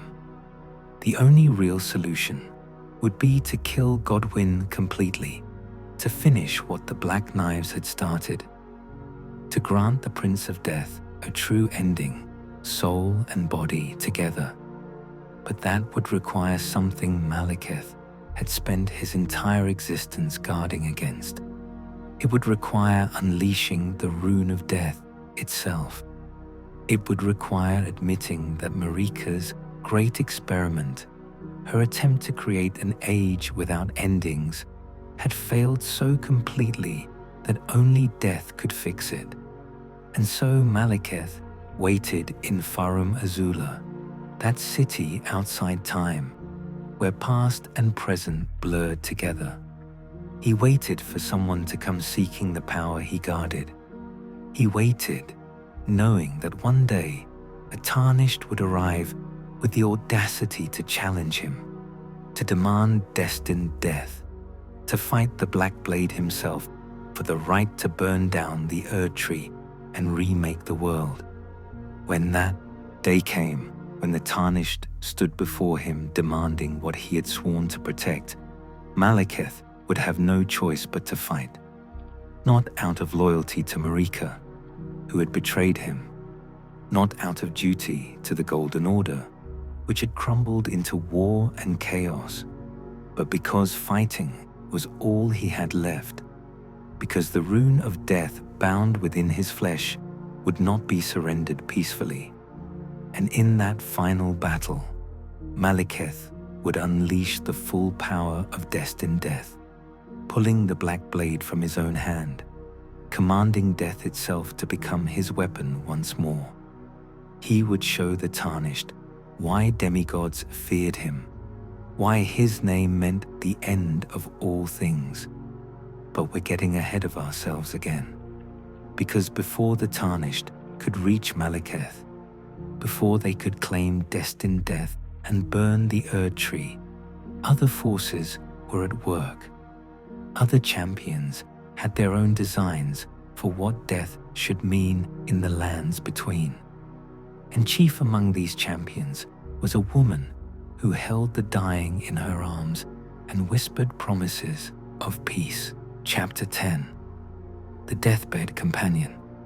Fear was not from the lands between. She came from somewhere else, some distant land beyond the reach of the Erdtree's influence, where customs and traditions developed differently from those of Marika's domain. In her homeland, deathbed companions were not aberrations, but sacred figures, honored for the service they provided. The practice was simple in theory, disturbing in execution. A deathbed companion would embrace champions, warriors of great strength and vitality. Through these intimate embraces, the companion would absorb some of that champion's life force, their vigor, their vital energy. This was not theft, but exchange. The champion received blessings in return, comfort and protection and a sense of peace. Once the companion had absorbed sufficient vigor from multiple champions, they would then lie with the corpse of an exalted noble. Not any noble, but one specifically chosen, one deemed worthy of a second chance. Through this final act, the absorbed life force would transfer to the dead noble, granting them another opportunity at life. This was the purpose of a deathbed companion, to serve as a vessel for resurrection. to channel life from the living to the dead, to ensure that worthy souls did not simply end, but could continue on, could rise again, could achieve in their second life what they had failed to accomplish in their first.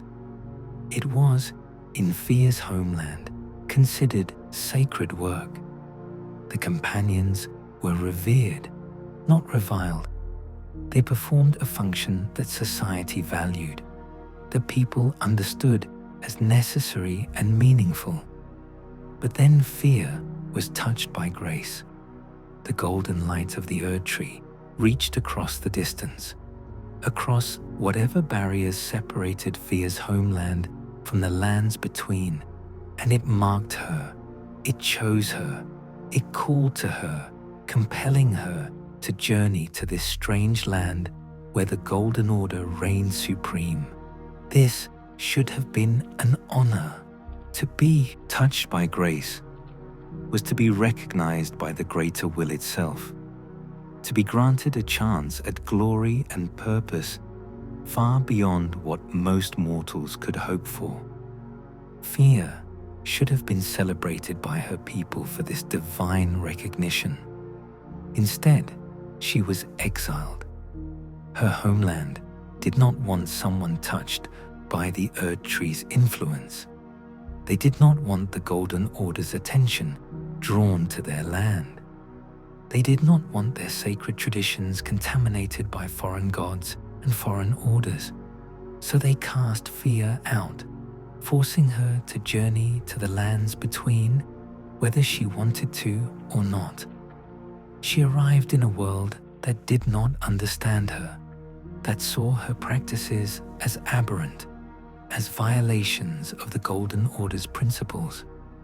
Because Fear's work as a deathbed companion directly contradicted everything Maliketh had built. The Golden Order wanted the dead to be absorbed into the Erdtree, their spirits recycled through the roots, their memories preserved, but their individual selves slowly eroded with each rebirth. What Fear offered was an alternative, true resurrection that preserved the self, that gave the dead a genuine second chance at life, but at the cost of preventing their return to the Erdtree's cycle. This made her dangerous, heretical, a threat to the system. But Fear had not traveled all this way to abandon her purpose. If the Golden Order would not accept her, if they would hunt and persecute her, then she would find a way to make them accept her. She would prove the value of her traditions.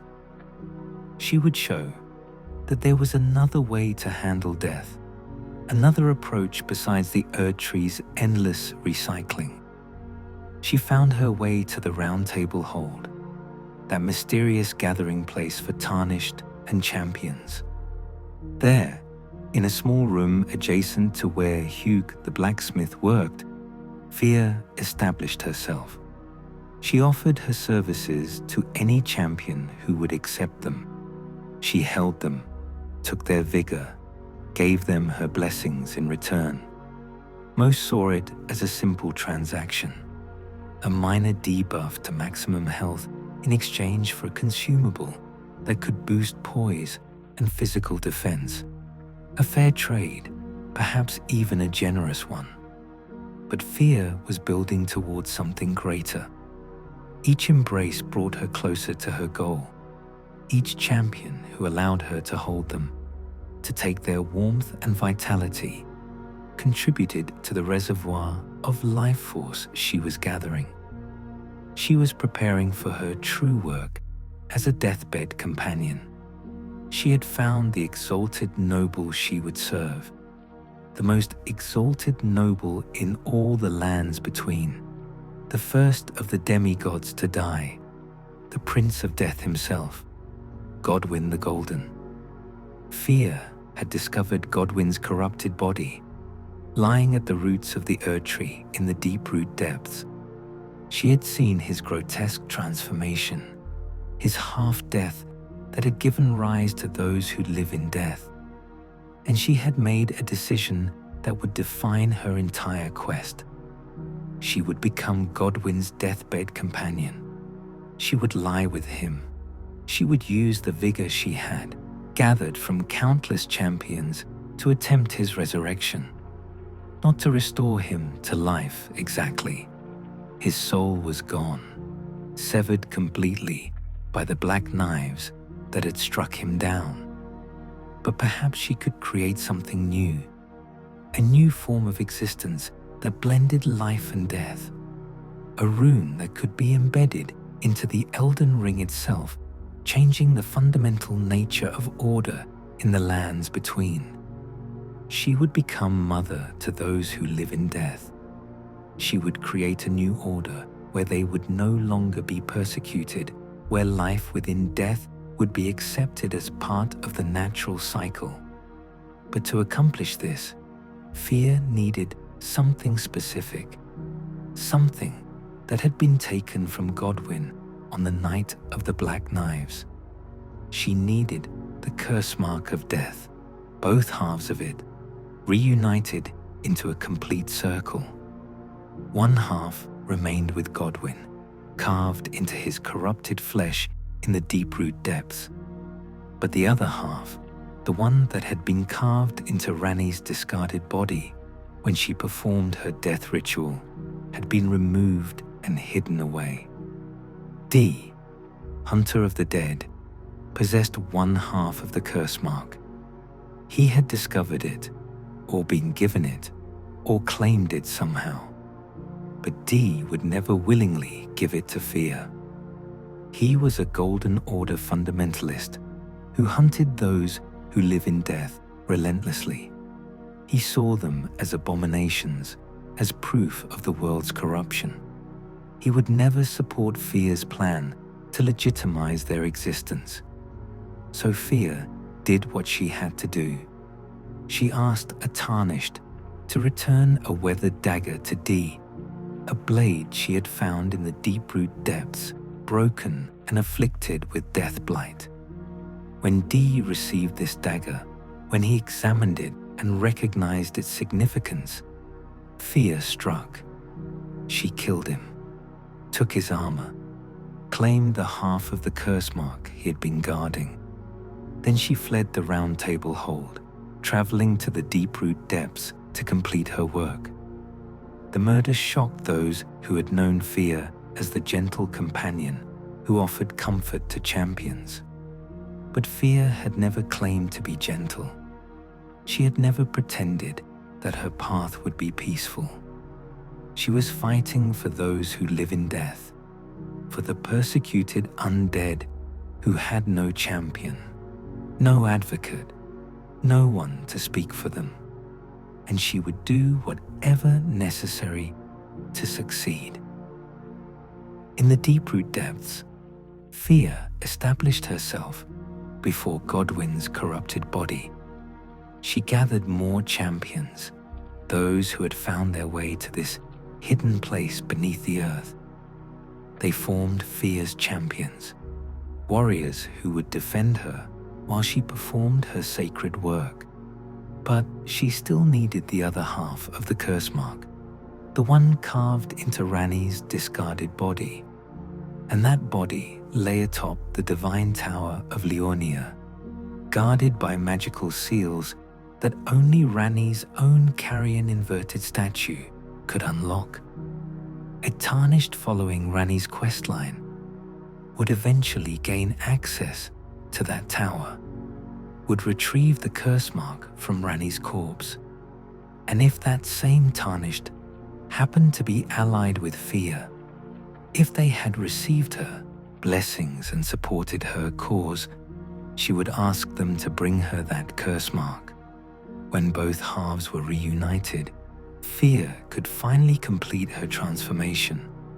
She would lie with Godwyn, channeling all the vigor she had gathered into his corrupted flesh. She would gestate a rune within herself, a mending rune of the Death Prince that combined the two half-wheels of the curse mark into a complete circle. But there was one final obstacle. one final guardian who had never abandoned Godwyn, even in his most grotesque form. One final friend who had been with the Golden Prince since the beginning, who had tried desperately to cure him of the death blight that consumed him, who would defend him to the very end. Ancient Dragon Fortisax, the Lich Dragon, Godwyn's eternal companion. Chapter 11. A Dragon's Devotion. In the age before the Erdtree, dragons ruled the lands between. They were gods in their own right, ancient beings of immense power who commanded lightning and stone. They had their own Elden Lord, Dragon Lord Placidusax, who wielded authority over reality itself from his seat in Farum Azula. But that age passed. The Greater Will turned its attention to other champions, other vessels, other ways of imposing order upon the world. The dragon's time faded into history, remembered but no longer paramount. When Queen Marika ascended and the Erdtree began its conquest of the lands between, war came to the dragons. The forces of the Golden Order assaulted Farum Azula and the other strongholds where dragons dwelt. Lightning and holy magic clashed in the skies. The ground trembled with the impact of massive bodies colliding, dragon against knight, ancient power against new ambition.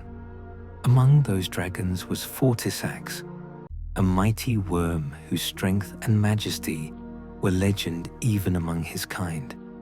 He fought for his people, for his way of life, for the preservation of an order that had endured for untold ages before the Erdtree ever sprouted.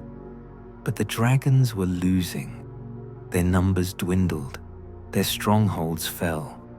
The tide of battle had turned against them, and it seemed only a matter of time before they would be wiped out entirely or forced into hiding, reduced to scattered survivors of a once great civilization.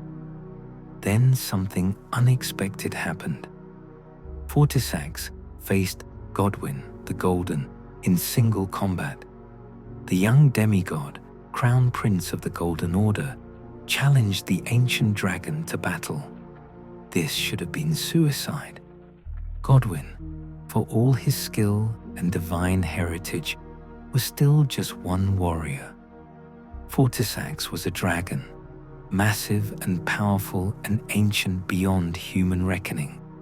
The battle must have been spectacular.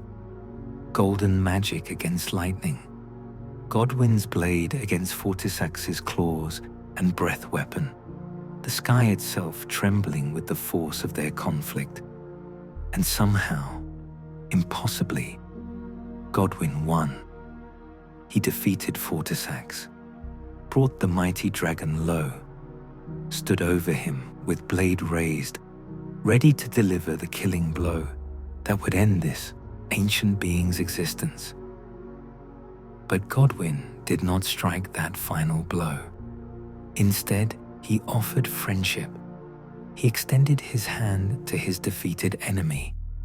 He spoke of peace, of understanding, of a world where dragons and the Golden Order could coexist rather than destroy each other.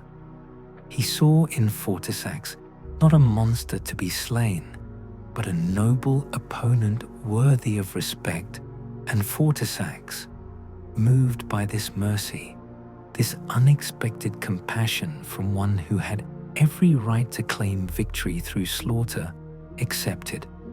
The dragon and the demigod became friends, brothers in all but blood. Fortisax swore his allegiance not to the Golden Order as a whole, but to Godwyn specifically, making clear that his loyalty was personal, not political. This friendship between former enemies became the foundation for the ancient dragon cult in Leyndell. Dragons who had survived the war found a place in the capital. They were honored not hunted. Their magic was studied and incorporated into Golden Order traditions. Dragon communion, the practice of consuming dragon hearts to gain their power, was established under controlled conditions. It was proof, everyone said, that the Golden Order could be expansive, that it could incorporate different traditions, different beliefs, different peoples under its golden light, that it wasn't just about conquest and domination, but about unity and shared purpose. And at the heart of this arrangement was the friendship between Godwyn and Fortisax. They spent years together, decades perhaps. The dragon taught the demigod about ancient ways, about the time before the Erdtree, about power and wisdom that predated the Golden Order. The demigod shared with the dragon his vision for the future, his hope that different cultures could find common ground. They were, by all accounts, genuinely close. Fortisax was not simply Godwyn's servant or his weapon. He was his friend, his confidant, perhaps the only being in all the lands between who knew the Golden Prince as a person, rather than as a symbol or a political figure. So when Godwyn died, on the night of the Black Knives, when his soul was severed from his body by the stolen fragment of the Rune of Death, Fortisax's grief must have been overwhelming. He could not accept this. He would not accept this. His friend, his brother, the one who had shown him mercy and compassion when he deserved nothing but death, was trapped in a state worse than death itself, half dead, corrupted, transforming into something monstrous. Fortisax dove into the death blight that was consuming Godwyn's body. He entered that corruption willingly, knowing what it would do to him. He allowed the death blight to infect his ancient form, to seep into his scales and flesh, to poison him from within. He became a lich dragon, an undead shadow of his former glory. His scales turned ashen. His lightning became tinged with death. His body began to rot even as it continued to move, continued to fight, continued to serve. But he did not care. He would remain with Godwyn. He would attempt to cure this corruption, to find a way to restore his friend, to grant him peace if nothing else. He entered what came to be known as the deathbed dream, a realm of sleep and death where Godwyn's consciousness might still persist in some form. There, Fortisax waited, hoping, trying, never giving up, even when hope seemed impossible. Centuries passed. Godwyn's body grew more grotesque. The corruption spread further. Those who live in death multiplied across the lands between. The Golden Order crumbled into war. The Shattering tore the world apart. And still Fortisax remained, locked in the deathbed dream, attempting the impossible. When fear came to the Deeproot depths, when she lay with Godwyn to gestate her mending rune, Fortisax sensed the intrusion. Someone was touching his friend. Someone was attempting to use Godwyn for their own purposes. This could not be allowed. He emerged from the dream to defend Godwyn one final time. The Tarnished who entered the deathbed dream to confront Fortisax would face a magnificent, terrible sight. The Lich Dragon in all his corrupted glory.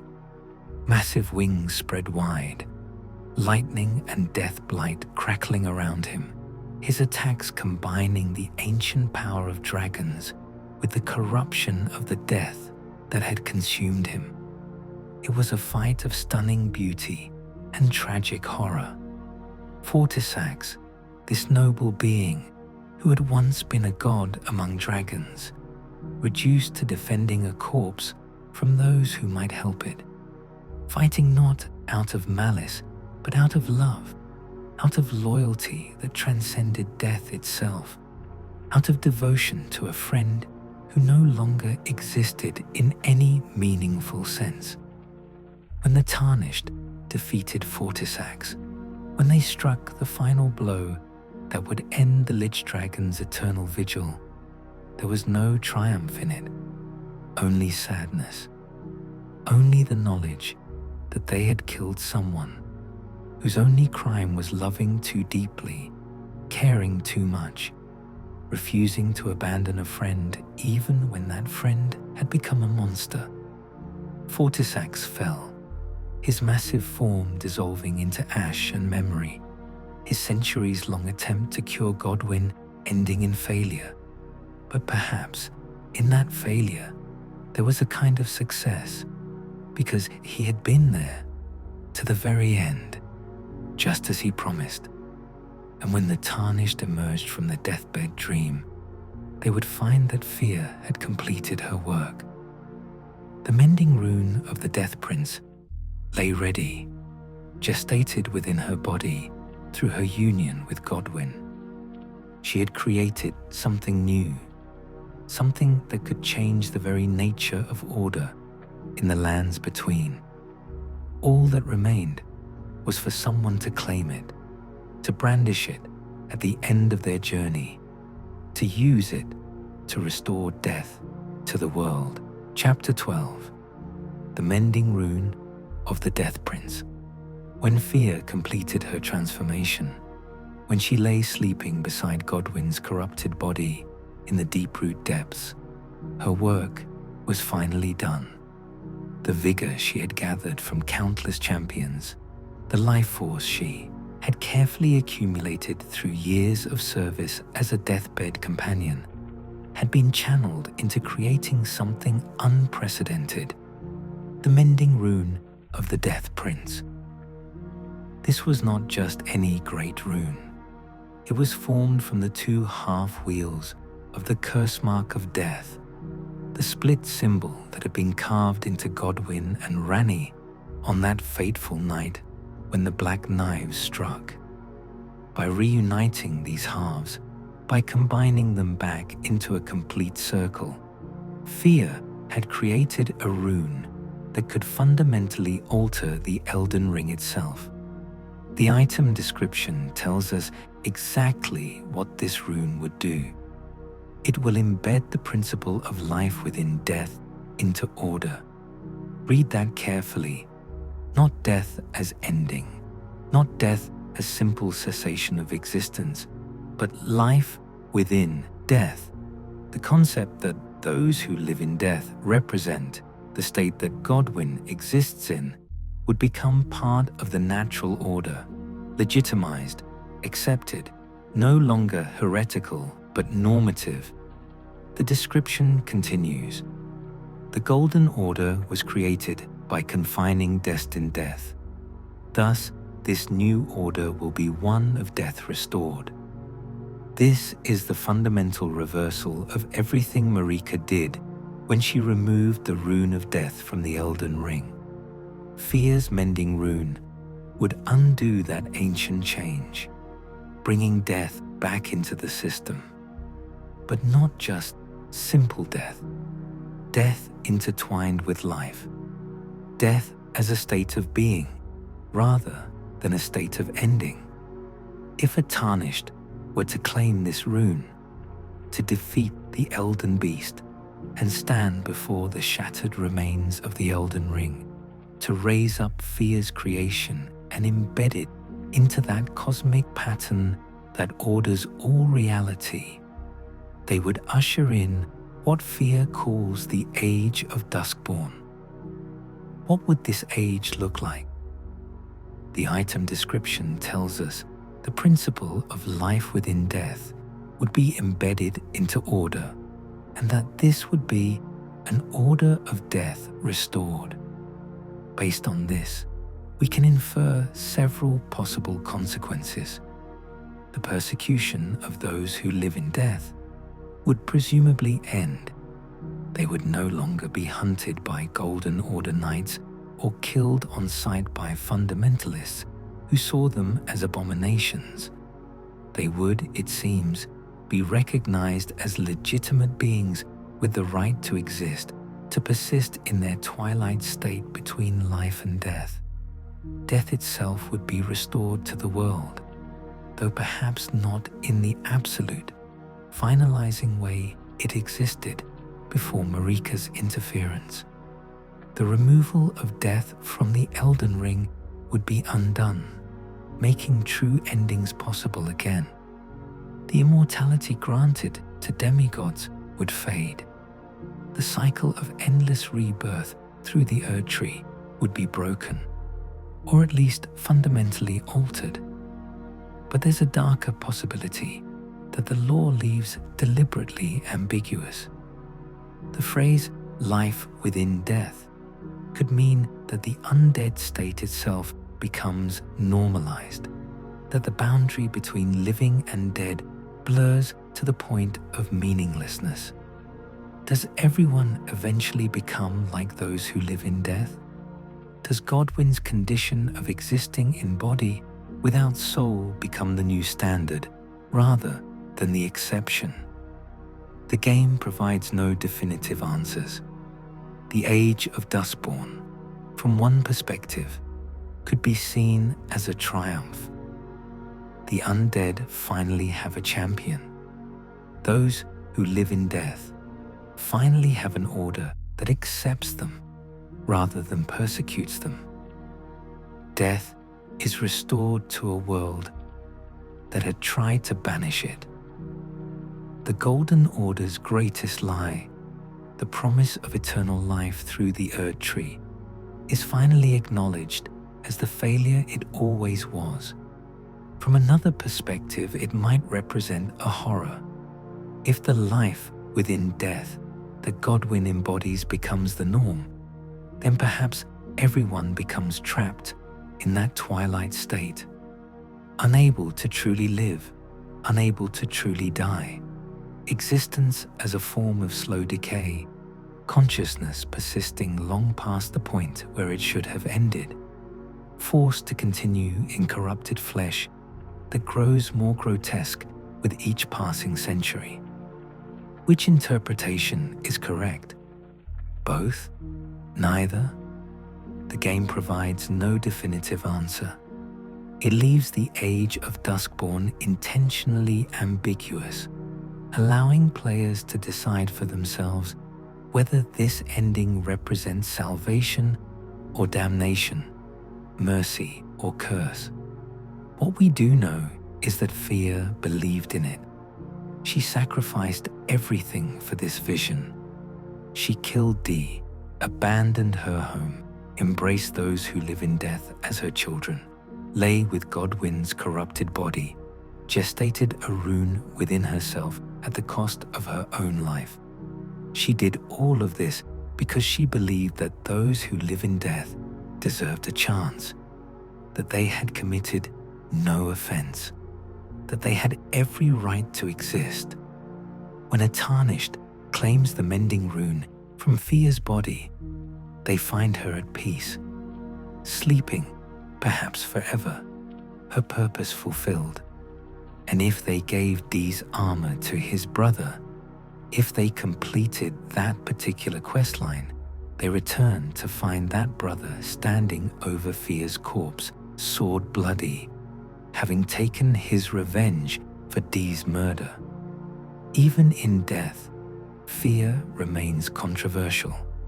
Her brother, Dee's twin, saw her as a murderer who needed to be stopped. Others saw her as a champion who dared to challenge the Golden Order's tyranny. The truth, as always, lies somewhere in the complicated middle. The mending rune of the Death Prince represents a choice, a possible future for the lands between. It says that death should not be hidden away, should not be denied, should not be treated as an inconvenience to be overcome. It says that those trapped between states, those who cannot fit neatly into the categories of living or dead deserve consideration and compassion. It says that Maliketh was wrong to remove the Rune of Death from the Elden Ring, that the Golden Order's attempt to create an age without endings was doomed from the start, that death will always find a way back in, and the only question, whether we face it with wisdom and acceptance or with denial and persecution. And it says that Godwyn, the Prince of Death, that corrupted mass of flesh lying at the bottom of the Deathroot depths, might yet serve a purpose, might yet become not just a source of corruption, but a symbol of transformation. Not a monster, but a martyr whose half-death gave rise to a new understanding of what life and death can mean. Whether any of this is actually true, whether the age of Duskborn would fulfill these promises or simply create new forms of suffering, we cannot know. We can only hold the rune in our hands, stand before the Elden Ring, and make our choice. Conclusion: the cycle eternal. And so we return to where we began, to death, to endings, to the fundamental question that lies at the heart of the Lands Between's tragedy. What happens when you try to deny mortality?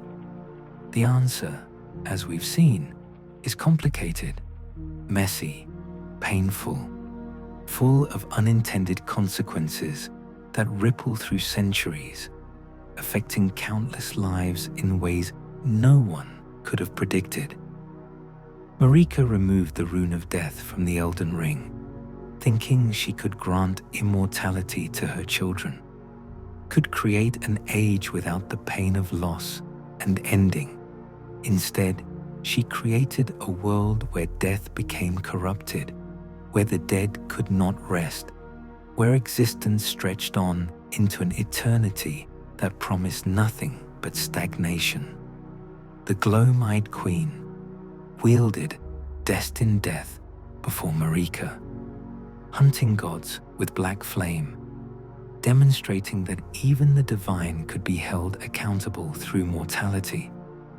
Maliketh defeated her, claimed the rune, became its guardian and prisoner all at once. Ranni stole a fragment of that imprisoned power, seeking freedom from the fate the greater will had chosen for her. Her theft brought death back into a world that had tried to exile it, but at terrible cost. Godwyn died in soul, while his body persisted. Ranni died in body, while her soul endured. Both were trapped in states they never wanted. Godwyn's half-death spawned Deathroot, that physical manifestation of death's return. The corruption spread through the Erdtree's roots, giving rise to those who live in death, undead beings trapped between states, persecuted by the very order that had created the conditions for their existence. Maliketh, racked with guilt over his failure to prevent the theft, became Gurunk, consuming Deathroot in a futile attempt to contain the damage. His hunger grew with each piece he devoured, the death within him demanding more, always more, never satisfied. Fortisax dove into death blight to remain with Godwyn, attempting to cure the uncurable, driven by love and loyalty to continue fighting long past the point of hope. He became a lich dragon, corrupted but devoted, a tragic guardian of a friend who no longer existed. Fear embraced those who live in death, called them her children, fought for their right to exist. She killed for them, died for them, created a rune that could change the world for them. Whether her vision was salvation or damnation, we cannot say. And through it all, the Tarnished wandered, collecting Deathroot, confronting the undead, learning the history, making choices that would determine the future of the lands between. Eventually, if they followed this path to its conclusion, they would stand before Maliketh in crumbling Farum Azula. They would challenge the Black Blade, the death of the demigods, the guardian of the Rune of Death. They would fight past his bestial fury, past the fearsome power of Destined Death unleashed, until they struck him down and claimed what he had guarded for so long. With that power, they could burn the thorns blocking the Erdtree's entrance. They could enter the tree itself, face the Elden Beast, shatter the remaining structure of the Elden Ring. They could remake order according to their vision. And if they held fear's mending rune, they could choose the age of Duskborn, could restore death to the world while legitimizing life within death, could create an order where the undead were no longer persecuted, where endings were possible again, where Godwyn's corruption might finally find purpose. Or they could choose differently, could select one of the other mending runes, or pursue one of the other endings entirely, could burn everything with the frenzied flame, could usher in Ranni's Age of Stars, could restore the Golden Order to its previous form, could create something entirely new with the Order of Goldmask or the Blessing of Despair. The point is that death, that fundamental force that Marika tried so hard to control, had become the fulcrum on which the entire fate of the world balanced. Every path forward had to grapple with it somehow, had to acknowledge it, had to make a decision about what death should mean in the new age, because death cannot be denied. Not really, not permanently. You can seal it away, hide it, pretend it doesn't exist, but it will find the cracks. It will seep back in. It will adapt and change and manifest in ways you never expected. The story of Deathroot and the Rune of Death is ultimately a story about hubris, about the dangers of trying to control forces too fundamental to be contained, about how even gods make mistakes and how those mistakes can echo through centuries, causing suffering for countless innocent beings who never asked to be caught up in divine politics and cosmic struggles. But it's also a story about devotion, about Fortisax refusing to abandon his friend, about Maliketh trying desperately to atone for his failure, about fire fighting for the persecuted and marginalized, about champions who collected Deathroot, not because they had to, but because someone needed to, because the corruption had to be managed even if it couldn't be eliminated. The lands between is a broken world, fractured by the Shattering, corrupted by forces beyond mortal comprehension. But it persists. Life continues, even in corrupted forms. People find meaning even in suffering. Heroes rise even from the ranks of the Tarnished, those who lost grace and were cast out only to be called back in the world's darkest hour. And maybe that's the real lesson here. Not that death should be feared or conquered or denied, but that it should be accepted, integrated, understood as part of the natural cycle rather than as an enemy to be defeated. That trying to create an age without endings only creates new forms of ending worse than what came before. The Age of Duskborn, whatever its flaws, at least acknowledges this truth. It says that death has its place, that those who exist in states between living and dead deserve compassion, that the solution isn't to hunt and persecute the undead, but to create an order where they can find peace. Whether you choose that ending or not, whether you find Fear's vision compelling or horrifying, the question remains: what will you do with death? How will you face the inevitable ending that awaits all things? Will you hide from it like Marika, fight against it like the Golden Order, embrace it like those who live in death? Or will you find some middle path, some way of acknowledging mortality's importance while still celebrating life, still finding joy and meaning in the time you have before the final darkness comes? These are questions the game asks but does not answer. Questions it leaves to you, the player, the Tarnished, standing before the Elden Ring with the power to reshape reality in your hands. Choose wisely. The world you create will be built on whatever answer you give. If you enjoyed this journey through the darker corners of the lands between, through the twisted roots of corruption and the tragic stories of those who tried to control death itself, consider subscribing to the channel.